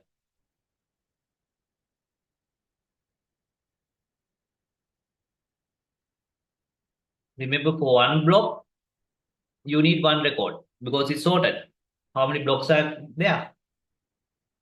25,000 blocks. That means here you need only 25,000 records.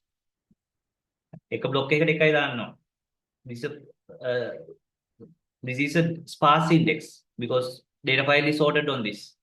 So therefore you need only 25,000 entries. You need 25,000 entries, but in one block you can have 73 records. So therefore number of blocks is this. Of course this you need to ceiling. Block 1.10.1 out block 11 So 25,000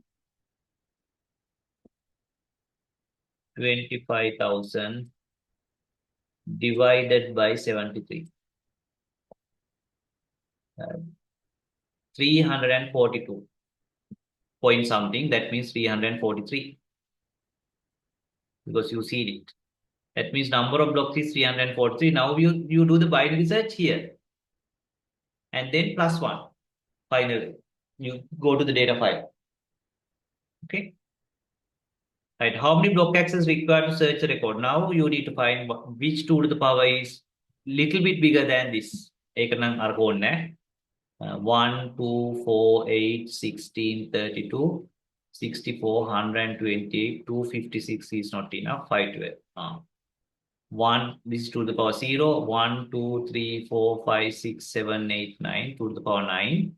So that means you have, this is 2 to the power 9 means you need 9 because log 2n is the binary search required. That is you need 9 block access for the binary search plus 1. That is you go to the correct block of the data file. You need 10 block access. Right? 10 block access. Right? 9 plus 1 is 10. මෙන්න මෙතන පොඩි වැරදි වගේක් තියෙනවා මම හැදුවා ඒක. මොකද examiner 73 කියලා අරන් තියෙනවා. නමුත් ඔක එතන 74 වෙනවා. මට මතක විදියට. හැබැයි අන්තිම උත්තරේ හරි. අන්තිම උත්තරේ හරි. block fact එකයි 73 to 74 දක්ටායි.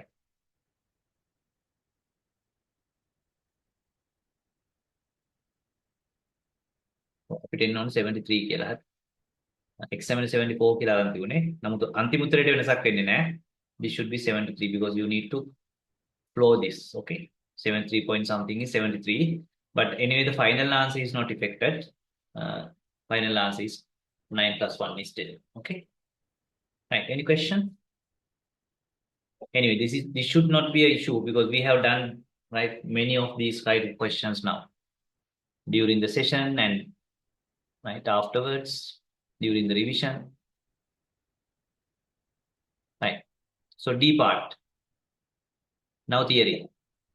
Describe the pessimistic approach and optimistic approach. Dhanatmaka, rinatmaka. In maintaining consistency with example for each. So pessimistic means we are negative minded. We always think that bad things can happen. Then you prevent it. You prevent it. Optimistic means we assume that bad things happens very rarely. And if the bad thing happen, we will take the remedies. So that is called optimistic approach. Right? When in transaction handling, right? Transaction handling, if there's a lot of concurrency and possibility of conflicts, we go for pessimistic approach. If the possibility of conflicts are lesser, even we can go for optimistic approach. Because very rarely bad thing happen. That happen. If a bad thing happen, we fix it. Right? So that is what you need to explain. So usually for pessimistic approach, we go for log-based approach. Log කරලා තමයි යන්නේ. අපි උදාහරණයකට washroom එකට යනකොට අපි pessimistic විදියට යන්නේ. ඇයි ඒ? අපි හැමතිස්සෙම ඉන්නවා මම washroom එක ඇතුළේ ඉන්නකොට වෙන එකෙක් එන්න ඉඩ තියෙනවා. ඒකන්ද අනිවාර්යෙන් lock කරලා තමයි යන්නේ. lock කරලා තමයි යන්නේ. මොකද එන්න තියෙන chance එක වැඩි. කවුරු හරි වෙන කෙනෙක්. So same concept we log based අපි database එක lock කරන record එක. අනිත් transaction එකට එන්න කියන ඉන්න මම මේක ඉවර කරනවා. මගේ transaction. lock release කරන්නේ මගේ transaction එක ඉවරනාට පස්සේ. වැඩේ ඉවරනාට පස්සේ නේ මුළු transaction එකම ඉවරනාට පස්සේ. But in optimistic approach කියන්නේ ඔයා washroom එකට යනවා කවුරුත් එන එකක් නැහැ කියලා හිතලා දොර ඇරලා. හැබැයි આવොත් එයත් එක shape කරගන්නවා. right?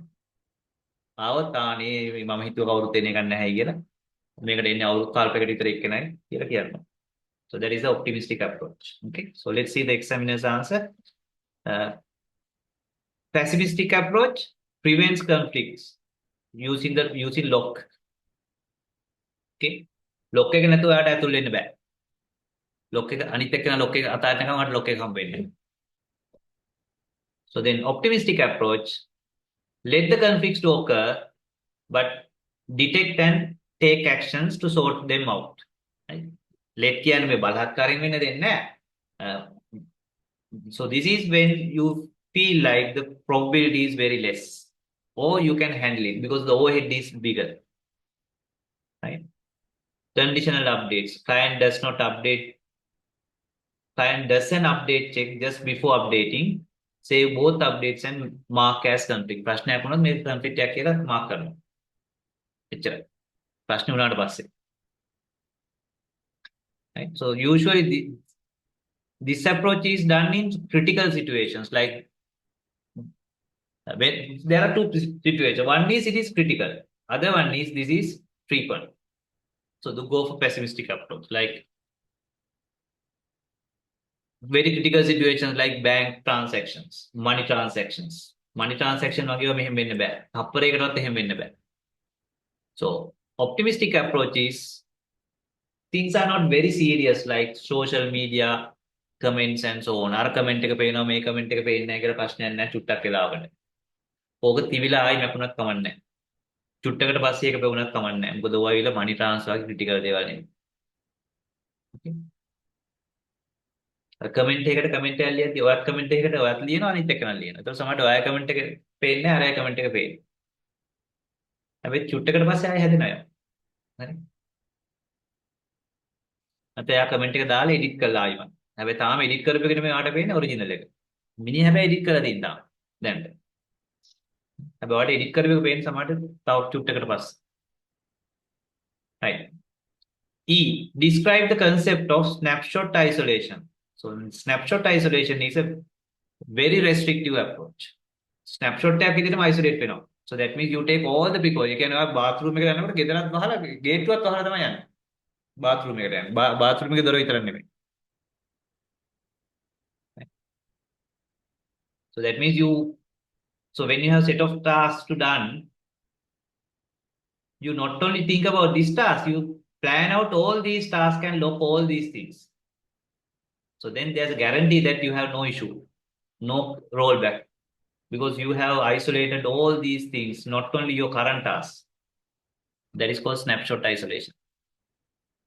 Okay. At the start of transaction, it sees the data items that it needs, it reads based on the committed values of the items in the database snapshot. ඔයා අනිවාර්යෙන් committed data විතරයි ගන්න. කිසිම risk එකක් ගන්න නැහැ. You don't take any risk. You take only committed values. But it is very inefficient.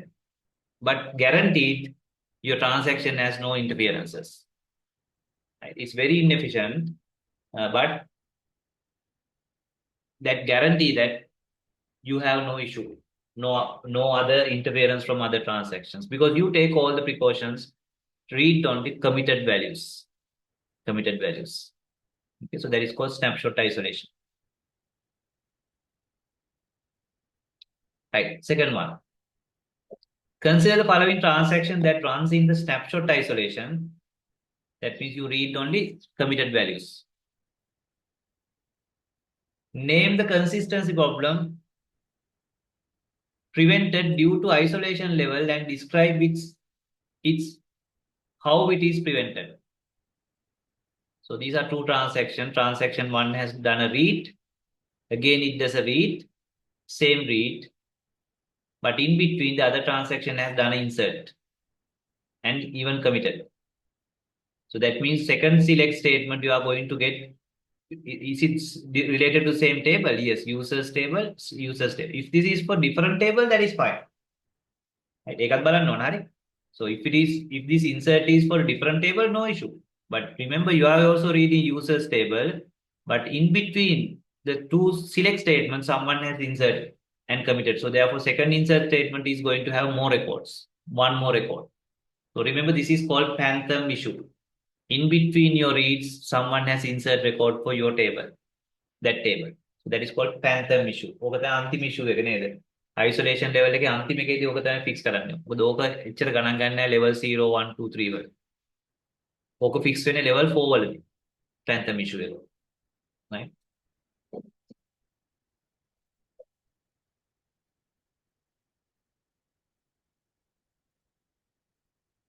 There is our transaction export.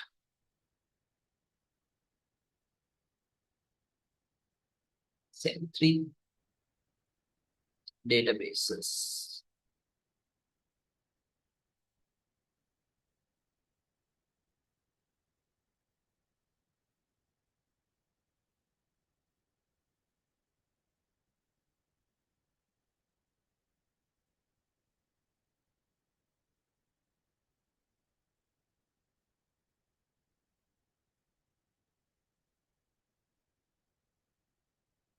On currency and transaction handling.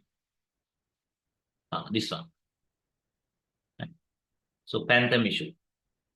Phantom issue can occur in level read uncommitted, read committed, repeatable read. It is prevented only at serializable level. Right. Phantom. So phantom means what? Insert of records in between. You can see between these two select statement, insert has happened to the same table. Now it's say 4 records. Okay, phantom issue. So this is a phantom issue.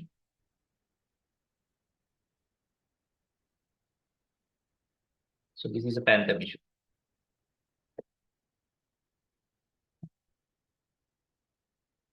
So this can be prevented under snapshot isolation, because in snapshot isolation you lock this. You lock this table so that it prevents this transaction doing this insert. You need to explain it.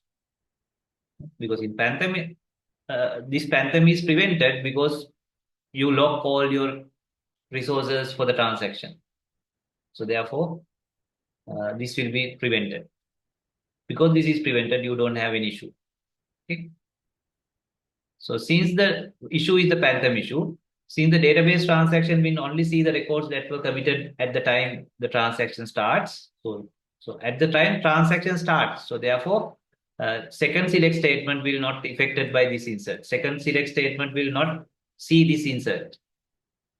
So therefore, snapshot isolation will prevent this Phantom issue. Right? Any other question? Yes, that's it. These are log values. Right. We did two papers, 2023 and 2022 papers. Okay. Right. So now we have done these two papers. We have afternoon session also. Right. We will start somewhere around 2 because no, not 2. Yeah, 12. Yeah, 2. Right. Because we need two more papers to do. Maybe 1:30 we can start. Yeah, I will let you know either 1:30 or 2. So then we will finish these two tables and possibly do this particular one. We have object oriented one paper also to do. Okay. Yeah, we will start at 1:30. Okay, 1:30, and we'll finish this and also do object oriented paper or data structure or possibly ඔක්කොම ඉවර කරන්න බැරි වෙයි අපිට. හැබැයි පුළුවන් ඉවර කරන්න. තව එක සෙෂන් එකක් දාන්න වෙයි අපිට පැයක නැත්නම් දෙකක. එතකොට හෙට දාමු මේක. එතකොට ඉවරයි. හරි. සිලබස් එක fully ඉවරයි. Right? Right. So we'll stop at this point. I will send you a separate invitation for the afternoon session.